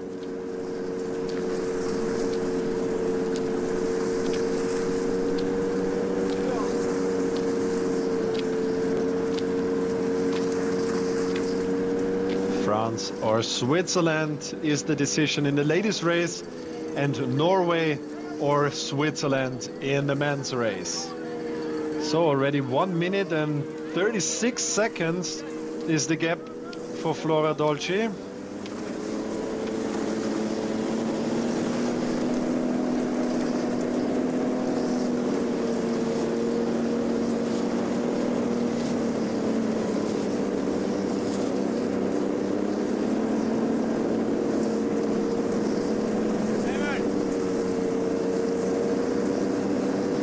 .7 kilometers to the finish. That means it's getting serious also in the men's race, even more in the men's race. They are probably only 3 kilometers to the finish now. Here they are, leading group of the men. 3 Norwegians, 3 Swiss skiers. Among them, Dario Colonia, who won this thing 4 times already.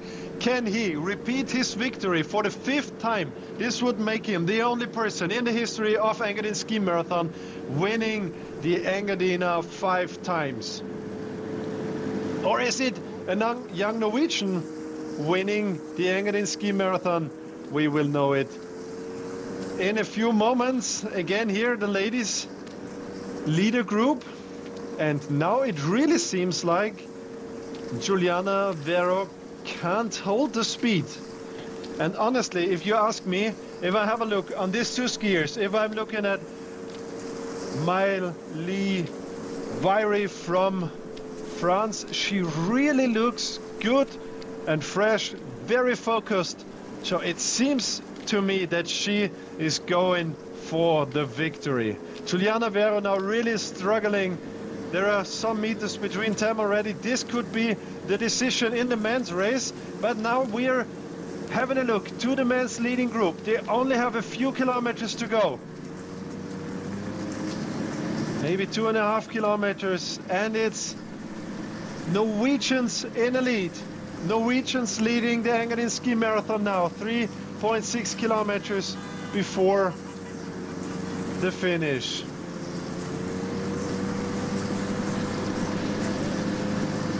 Philippe Fjell Andersen, Bucher Johansen Thomas, and Haga Magne from Norway are here fighting for the victory against the local hero Dario Colonia, against the local young skier Nicola Vigor and Fabrizio Albacini. But the first 2 skiers are falling behind. First 2 Swiss skiers are falling behind. But still Dario Colonia is there. Oh man, ladies and gentlemen, goosebumps. Can he make it? Can he write history? Can Dario Colonia win the Engadin Skimarathon for the 5th time? Or is it a Norwegian winning here? Ladies and gentlemen, this is really exciting.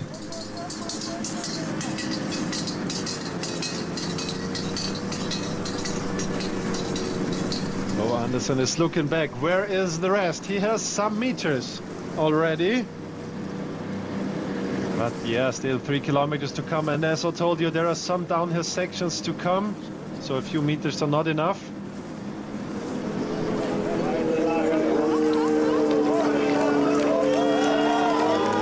To the women, yes. Yes, ladies and gentlemen, I think we see the decision in the ladies' race here. Juliana Vero really needs a lot of energy now if she wants to make it up to Maëlle Vairi from France. But if you ask me, if I have a look into the face of this skier, she doesn't look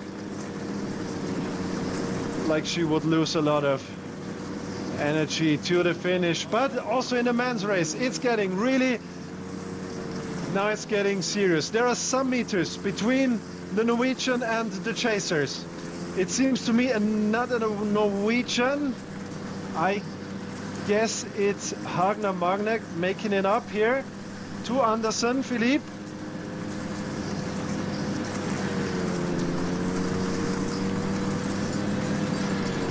He's looking back, and maybe now is the time where he should just risk it and go all in at this point. 2.5 kilometers to the finish.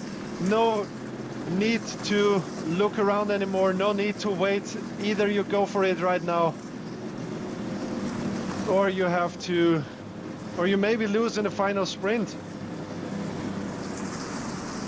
Again, having a look back to the women. Yeah, the decision is made in this race. I'm risking this sentence right now. Maya Elviri will win the ladies Engadin Skimarathon. This is at least 15 seconds, or let's say 10 to 15 seconds at least. Not so easy to say with the zoom of the camera. To Juliana Vero, who will become second in the ladies race. And here in the men's race, it seems like the Norwegian Philippe Fjeld Andersen has the best cards now for the victory, but still 2.3 kilometers to go. The decision is not made yet.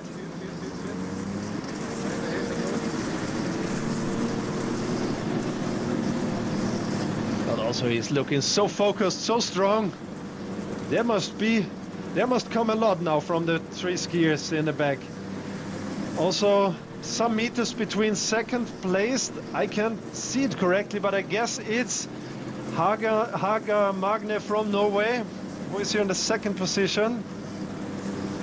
And then Dario Colonia and Bucher Johansen. The young Swiss skiers, Wigan Nicola and Fabrizio Albasini, have been falling behind already. They did a lot of work in the lead, on the wind, and now they have to pay their tribute. But great race from them and big respect, showed a big performance. Here's the chasing group, Thomas Bing leading the chasing group.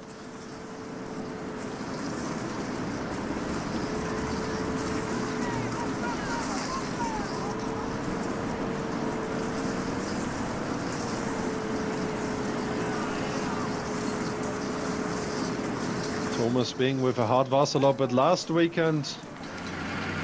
Here leading the chasing group. Now Dario Colonia on the third position at the moment, and yes, at least a pre-decision is made.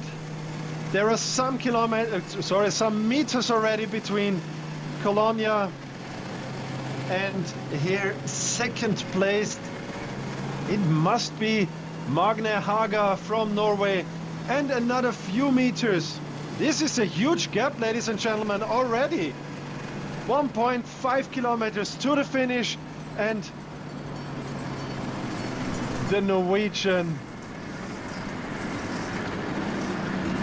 No, this is Haga Magne, ladies and gentlemen. Haga Magne is in the lead. He is the leader in the race, and it's not, as I said before, Andersen Philippe. This is the chaser. The leader is, ladies and gentlemen, from Norway, Magne Haga, and he already has a serious gap to the second.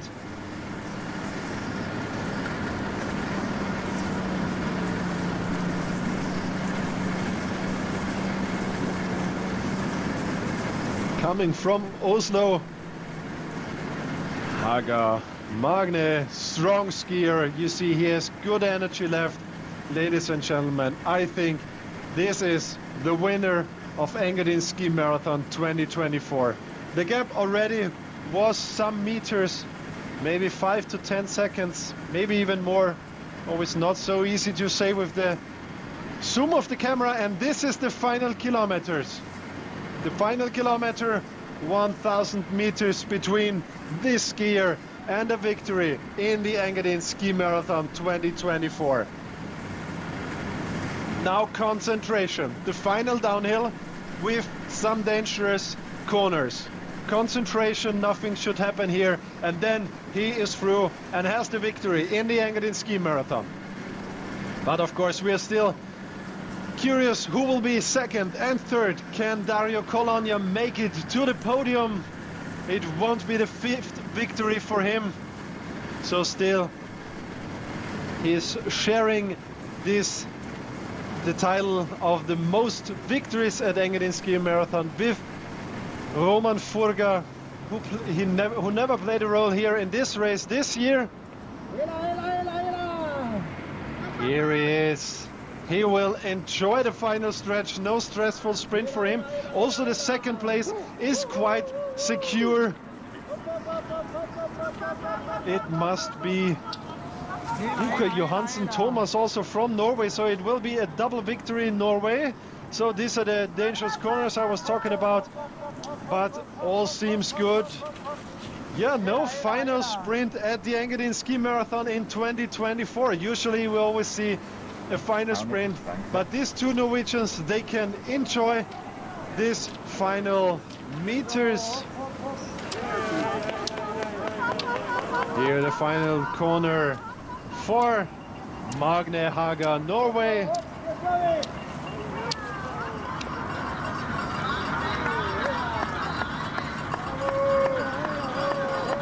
Yeah, ladies and gentlemen, congratulate this guy from Norway. Haga Magne from Oslo, Norway, and the second Norwegian double victory at the Engadin Skimarathon. He can enjoy the final stretch right now after 40 kilometers. Welcome to S-chanf. Welcome to the finish of Engadin Skimarathon. Welcome, Haga Magne, winner of Engadin Skimarathon 2024, 1 hour 44 minutes, and only a few seconds later his compatriot, 7 seconds later, Uke Johansen from Norway. And here the final sprint for the podium, for the 3rd place in the podium.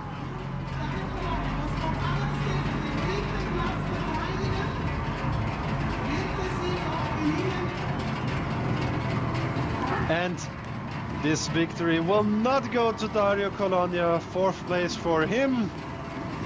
Missed the podium only shortly, and Fjeld Andersen makes the Norwegian podium complete. So a Norwegian podium at 2024 Engadin Skimarathon.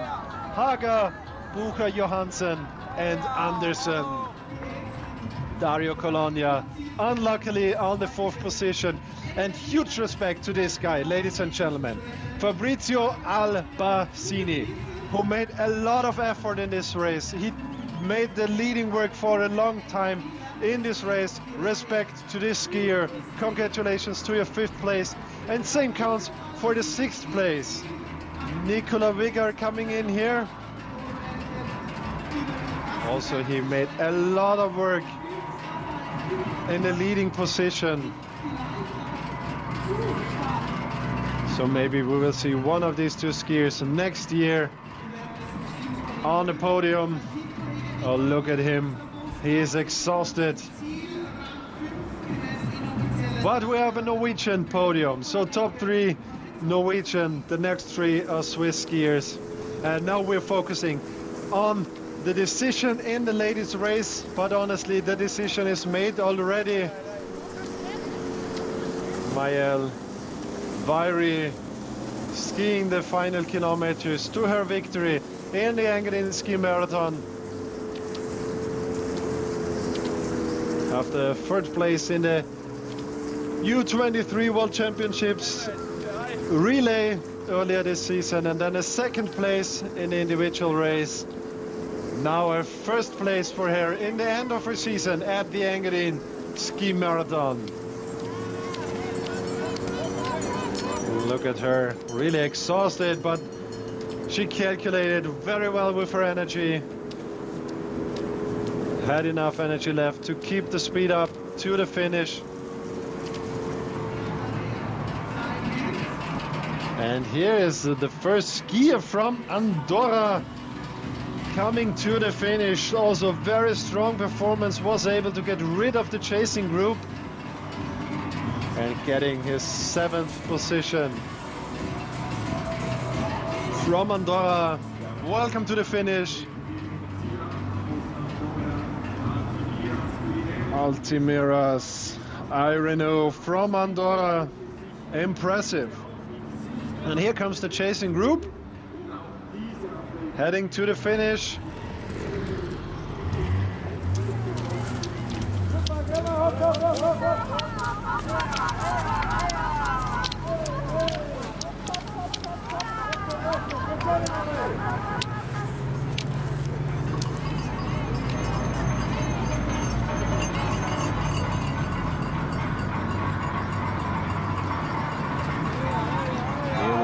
Final sprint for the next top 10 positions. Let's see who makes the move. It's Yannick Riebli from Switzerland. So position 8 will again go to Switzerland, and then it seems like Thomas Bing will be 9th. And if I see it correctly, let's wait. Yeah, it's Thomas Bing on 9th position, and Agnelé Gérard from France makes the top 10. Agnelé Gérard from France makes the 10th position and completes the top 10 in the Engadin Skimarathon. And then every moment, Maëlle Vayri from France will come around the corner here and celebrate her victory in the Engadin Skimarathon.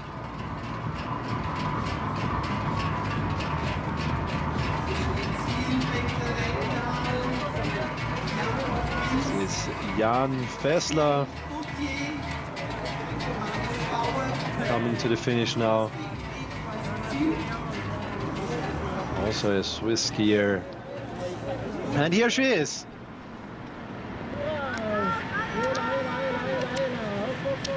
So final downhill, just no crash, then you are through and you can call yourself Engadin Skimarathon winner 2024. And you will hold the Capricorn horns at the winner's ceremony, the traditional prize at the Engadin Skimarathon. Besides some Swiss francs, you get the horns of the Capricorn, typical for the Engadin Valley. A very prestigious trophy. Imagine you're having 4 of them at home, like Colonia and Furga do. But here she is, a young French skier. Well deserved this victory. Now enjoy your final meters to the finish. Welcome to S-chanf. Welcome to the finish of Engadin Skimarathon. Just under 2 hours, 40 kilometers, tough race, but she is a tough skier. Maëlle Vayri from France, ladies and gentlemen, winner of the 54th Engadin Skimarathon. Congratulations, well done, well deserved. Now time to celebrate. First gratulates already here. And here comes Juliana Vero, also to her, congratulations. She was not able to defend her victory from last year, but the 2nd place in this tough race, a huge effort, a huge performance. Well done, Juliana Vero, Switzerland. Of course, the crowd is getting louder and louder right now when the local skier here is coming to the finish. She knows the tracks very well. Of course, she's training here, she's living here, and now she's getting 2nd in her home race. Juliana Vero, congratulations.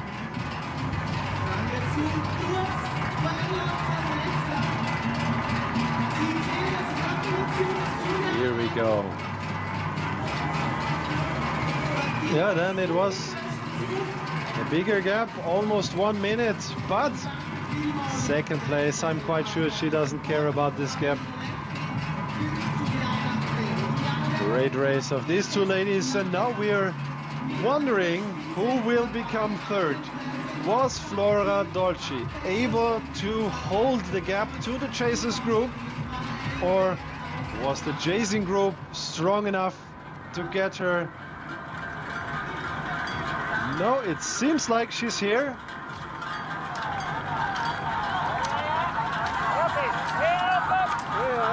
It's the number 307. No, Dolci was not able to defend her lead. It's San Filippo Federica from Italy coming in third. This is a surprise, ladies and gentlemen.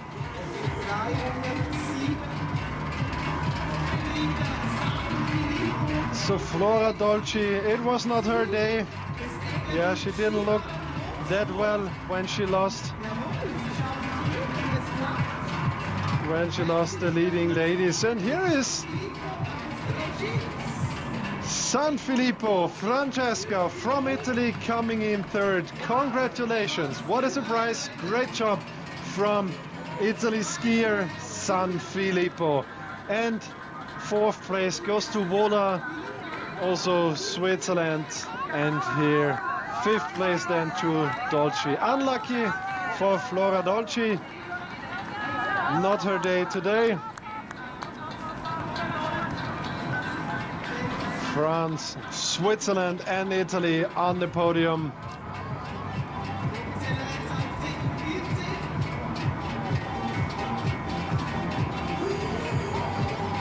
Sara Hutter now coming in from Italy on sixth position. Congratulations, welcome to the finish.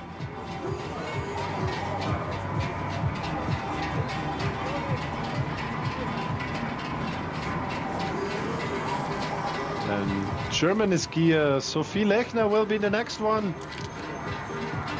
No, not the next one. Gaillard from France first. And here comes the German Lechner. Only two skiers to go. Then we have the top 10 in the ladies race. Yeah, what a race it was. Tough conditions, but great performances of the skiers.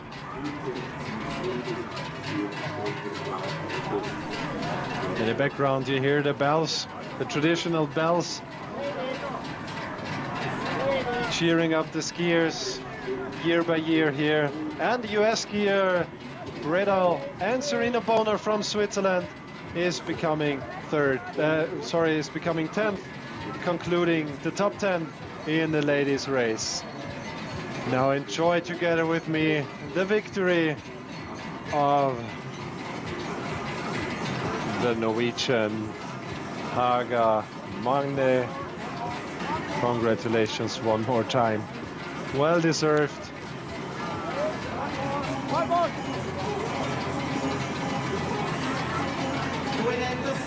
And then Bucha Johansen Thomas coming in second.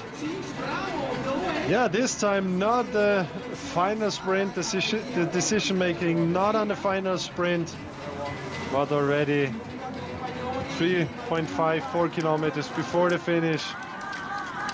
Here are still some sprints for positioning.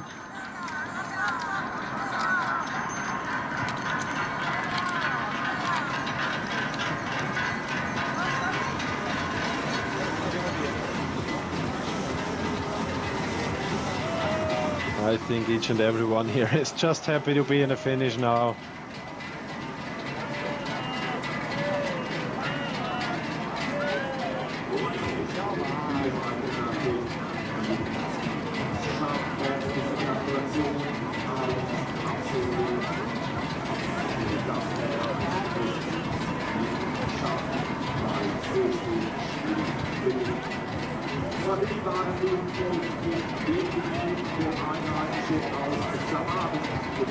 Emilie Bulle from France coming in 11th. Yes, beautiful pictures here. Strong performance.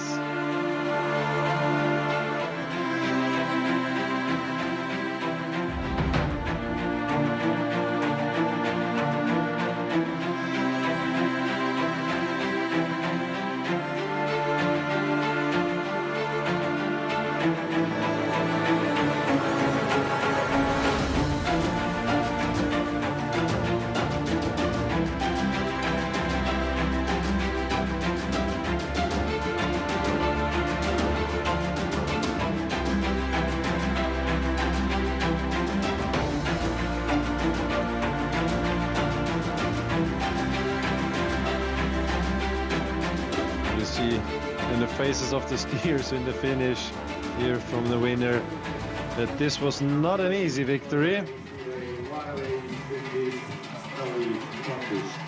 You did a great race. And now imagine all the popular skiers, the thousands and thousands of skiers to come. It will be even a tougher race for them. The track is getting deeper and deeper. More and more snow is falling. So this will be a long day for some skiers. So everyone who is making it to the finish here in S-chanf is a true winner.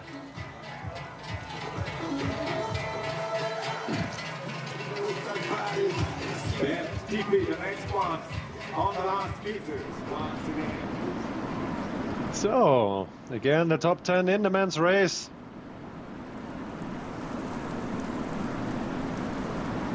Three Norwegians on top and 3 Swiss skiers. Then the next, even Andorran skier Irino on position 7. Another Swiss skier, Riebli, then 8th. Thomas Bing from Germany 9th, and Gerard Anile could make it to the top 10.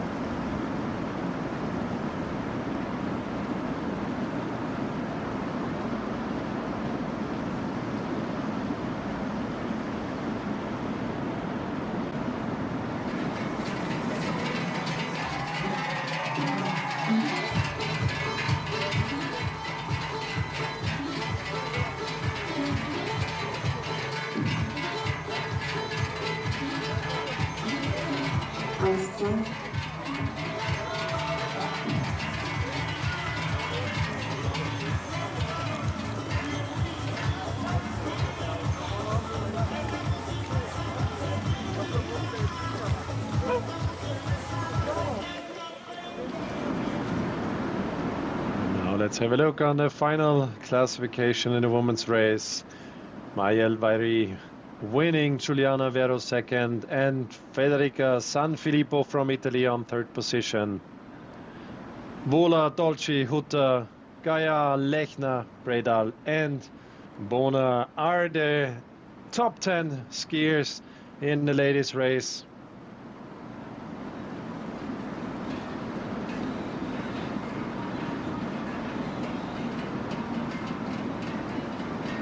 Another US skier, Sutro, on 13th position. Well done, congratulations. And we have the first interview. How important is this victory for your career? It represents a lot because the Engadin Skimarathon is a legend for the cross-country skier, and I was so happy today to win this course, and it's a beautiful day with the snow that have a sunny day, but it was a winter condition, and it's amazing. And with my teammates at the last kilometers was so good. It was you French women and the Swiss at the beginning, and it was quite a high pace. Did you feel that as well? It was a much tempo. Yes, but there is two different rhythms. Maybe sometimes it was really hard, sometimes it was much cool. So it was interesting during the first kilometers, and with Florida Sea is my friend, so it's good. Thank you. Congratulations. Thank you.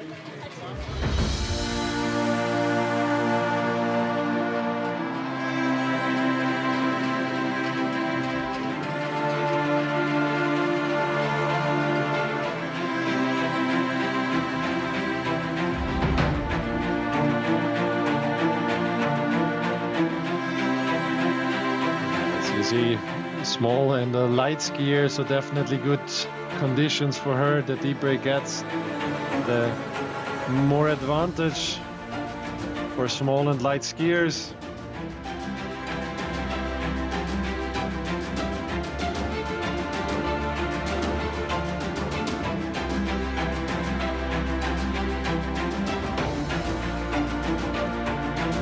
Look at his emotions again in the finish. And soon we should get the next interview with the men's winner.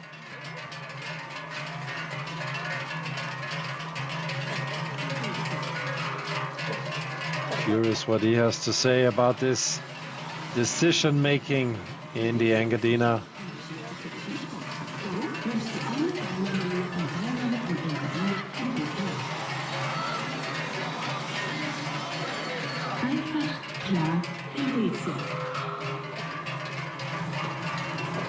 Dies ist Engadin Skimarathon.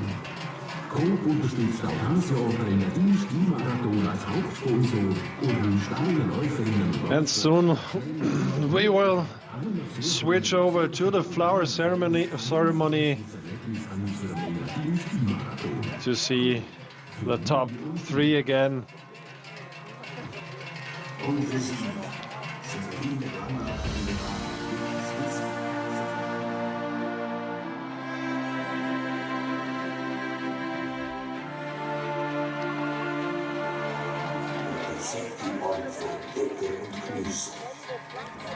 Mit der Rätischen Bahn kommen Sie sicher und bequem nach Hause. Auf jedem Bahnhof. Wir wünschen Ihnen eine angenehme Reise durch Graubünden. RTL. Großradio per il Marathon de Skis Engadinais. Resultats, impressions et ulteriores informations live radio using rtl.ch/. Oh man, look how exhausted the skiers are here.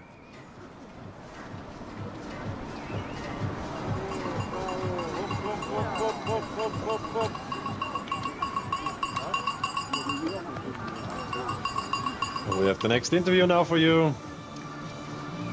The second place in the women's race, Juliana Vero, will be in front of the microphone every moment.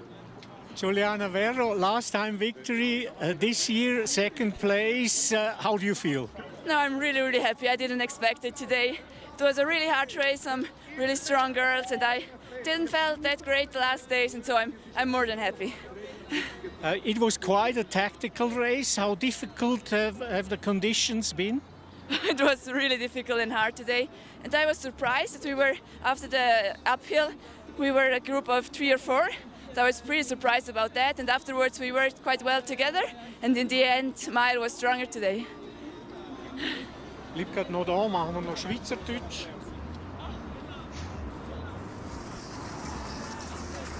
Here she is, quite lucky with her second place today.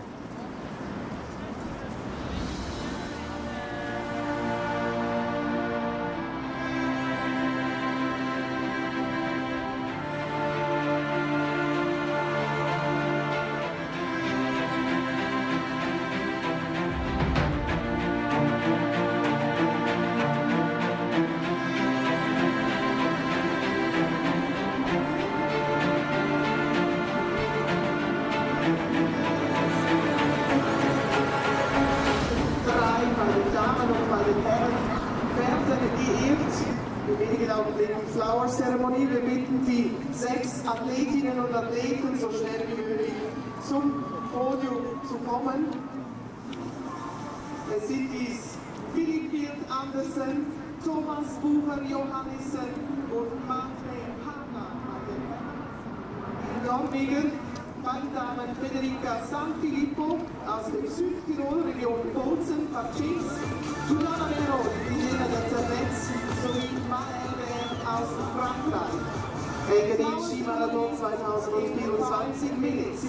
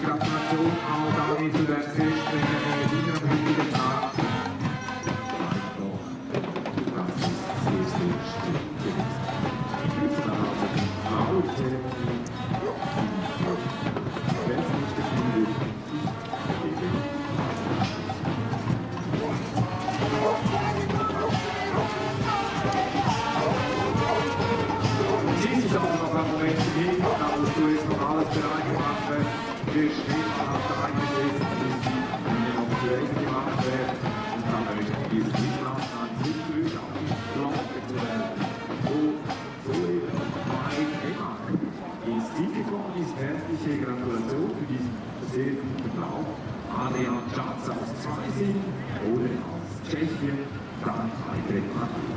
Adrien Genoux aus Fribourg, Félicitations!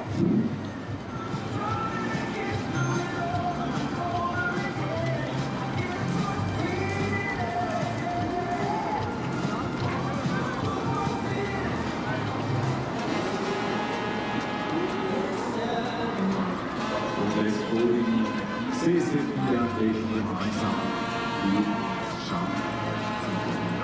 Alle mögliche Sieger und Siegerinnen ins Ziel schauen, so wollen wir zuerst auf diese Laufzeit überblicken und meine Herren, eine Laufzeit überblicken.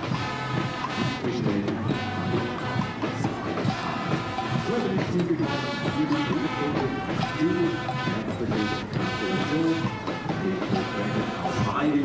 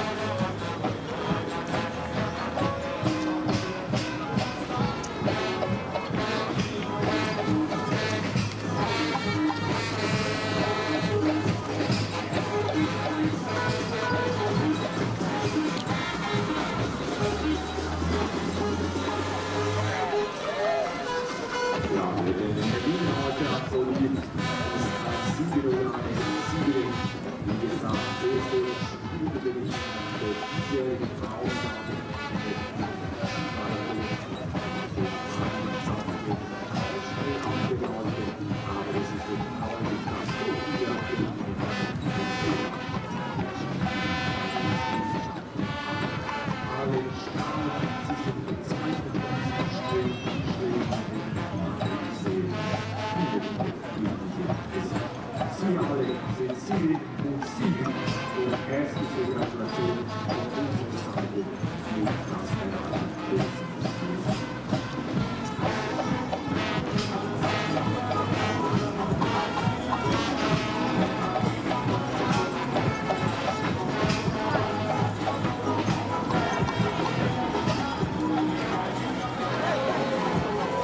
There are so many skiers really traveling around the world in the winter time from race to collect a stamp.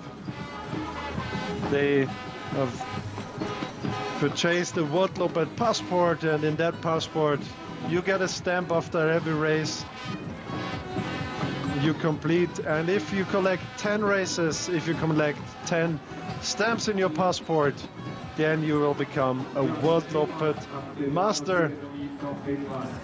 And if that is not enough, you can continue and do all the 19 World Lopet races out there to become a global skier.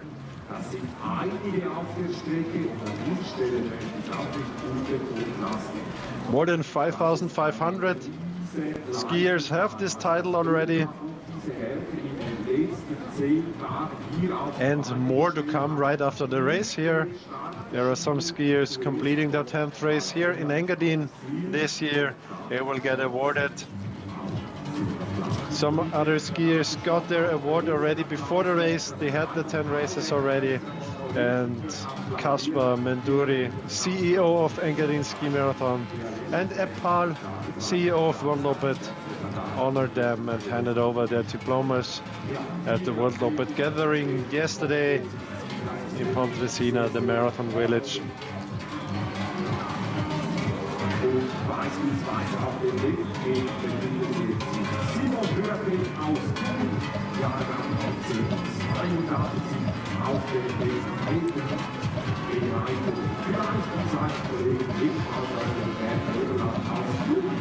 Yeah, while the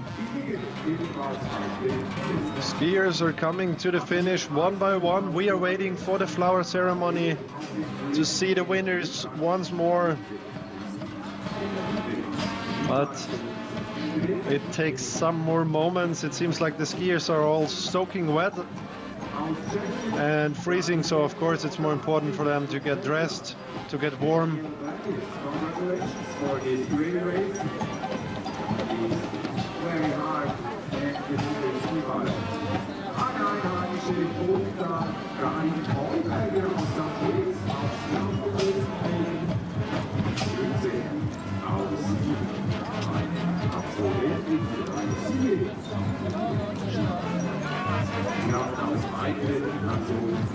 But look at these faces. They're all so happy, no matter if one position behind or ahead. It's just important to make it to the finish. And basically, these are the main clients or the main target group of a ski marathon. Of course, you want to have the elite in a marathon, you want to have a thrilling race and fight for the victory. But such a race really lives from the popular skiers, from these skiers you're seeing right now coming to the finish, putting a lot of effort. Oh, I think we had a small crash here.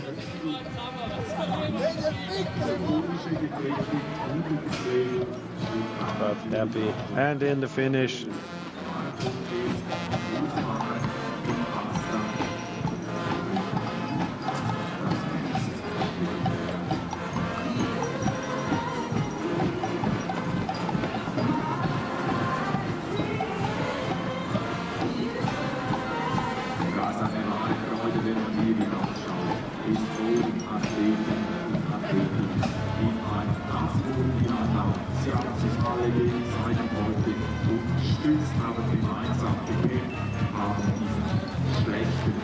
Snowfalls continued over the whole race, still snow falling.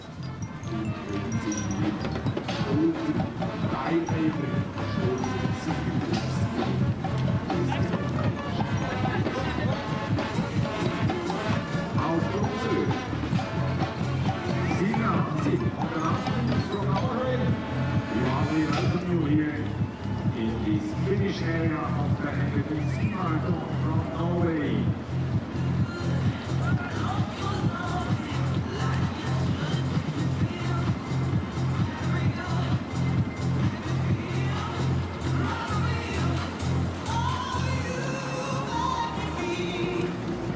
Der nächste bringt dann Jahrgang 1970 aus St. auch er auf den letzten Metern ist noch zum Absolvieren und diese mehr als 40 Kilometer dann erfolgreich absolviert zu haben.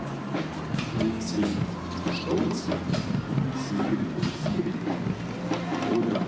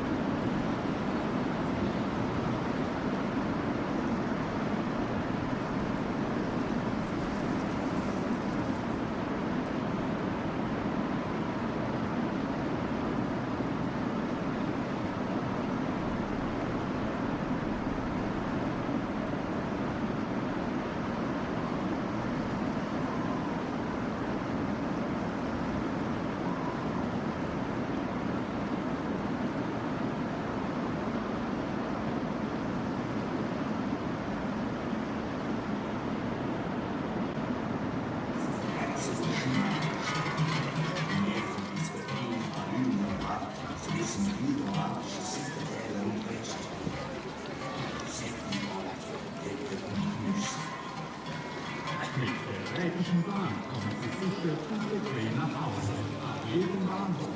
Wir wünschen Ihnen eine angenehme Reise durch Graubünden.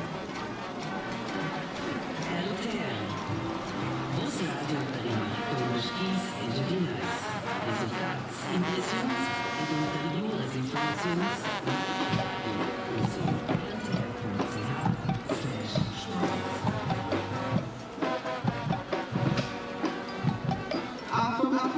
aufrufen Carla Wohler. Carla Wohler, bitte zum Siegerehrungspodium. Carla Wohler.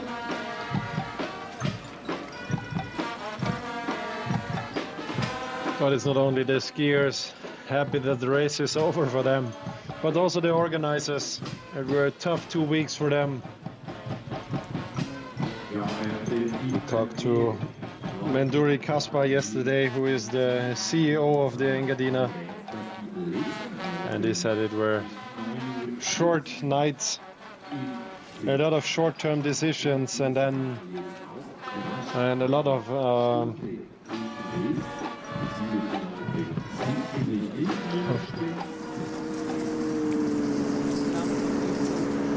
plans to make. Oh yeah. Oh. Now here is the reason why we have a delay with the flower ceremony, ladies and gentlemen. Oh no. I just got the information. I can't believe this. The winner of the ladies race is disqualified. How could that happen? Mayo Vairi disqualified. The winner of Engadin Skimarathon is disqualified due to, and who could believe this, use of Fluorovax. Could that be? And that makes Giuliana Vero defending her victory at the Engadin Skimarathon. Giuliana Vero, winner, second place Federica Sanfilippo and Carla Vola. This explains why we have now this delay with the flower ceremony. Already at the women's race they had to disqualify some skiers, but not the winner, using Fluorovax. And this time it's the winner using Fluorovax. I can't believe this. I don't understand how this could happen. Everyone knows that you would have to pass a test with your skis in the finish. And she probably can't believe it either. Giuliana Vero will stand on top of the podium one more time, defending her victory from 2023. On the third place of this race, we have from Norway, Philip Field Andersen. Can you believe this? Hey, Philip, come over. I hear in the background that the flower ceremony is already running. Camera is not on them yet. Yeah, here is the Norwegian. Here's Menduri Kaspar, the CEO we have been talking about before. Andersen. Congratulations! Johannessen from Norway. Norwegian, congratulations!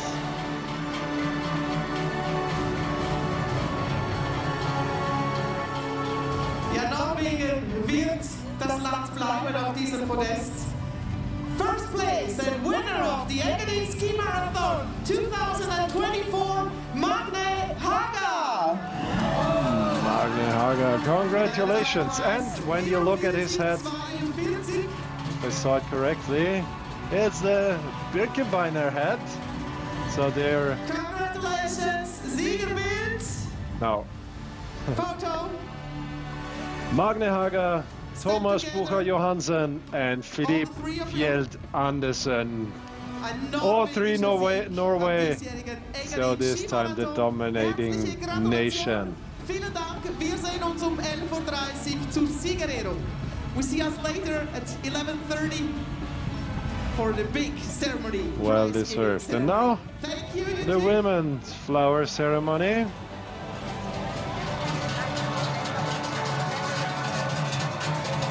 What a surprise, ladies and gentlemen. Could you believe this? Strong performance from Maëlle Vairi, and now disqualified. Not winning, but disqualified due to the use of Fluorovax. How could that happen? Of course, the Fluorovax ban by FIS is affecting the World Moped races, the popular skiing races too. Not only the elite skiers, also every popular skier. And still, some people are using it. That's really a pity. Congratulations to this lady on the 3rd place. Second place, zweiter Platz geht in Südtirol zu Federica Sanfilippo, Italien. Federica Sanfilippo. Ihre Zeit 2 Stunden. Congratulations to her second place. Herzliche Gratulation. Und wir haben ein Déjà-vu. Letztes Jahr Siegerin und ebenfalls dieses Jahr Siegerin des Engadin Skimarathon Edition 54, Giuliana Vero. And here comes Giuliana Vero. The winner in 2023 is the same like in 2024. Giuliana Vero, local skier, again on top of the podium. Congratulations, Vero Sanfilippo, Vola, Switzerland, Italy, Switzerland. Congratulations. But of course we have some material for discussions now starting about this disqualification of the skier finishing the Engadin Skimarathon first, but then got disqualified because of using Fluorovax. This shouldn't happen anymore.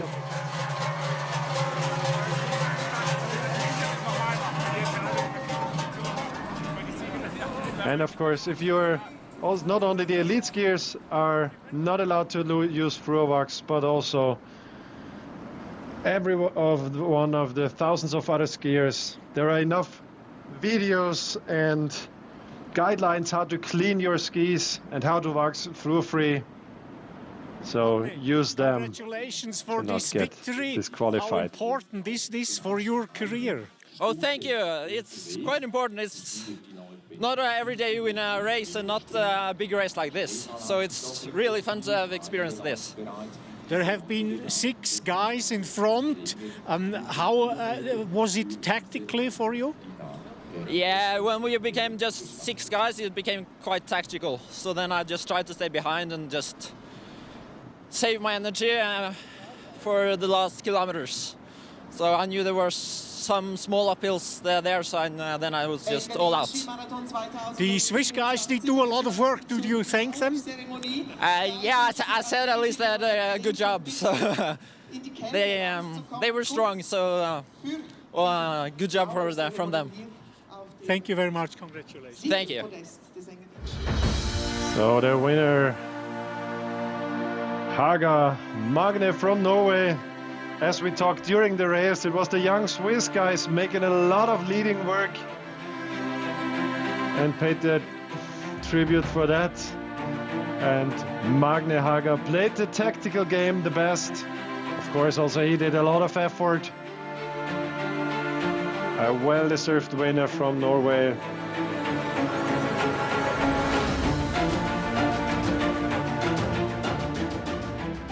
Yeah, ladies and gentlemen, that was Engadin Skimarathon 2024, the 54th edition, with some surprises, with a Norwegian podium in the men's race, with a home victory and defending a victory in the ladies' race.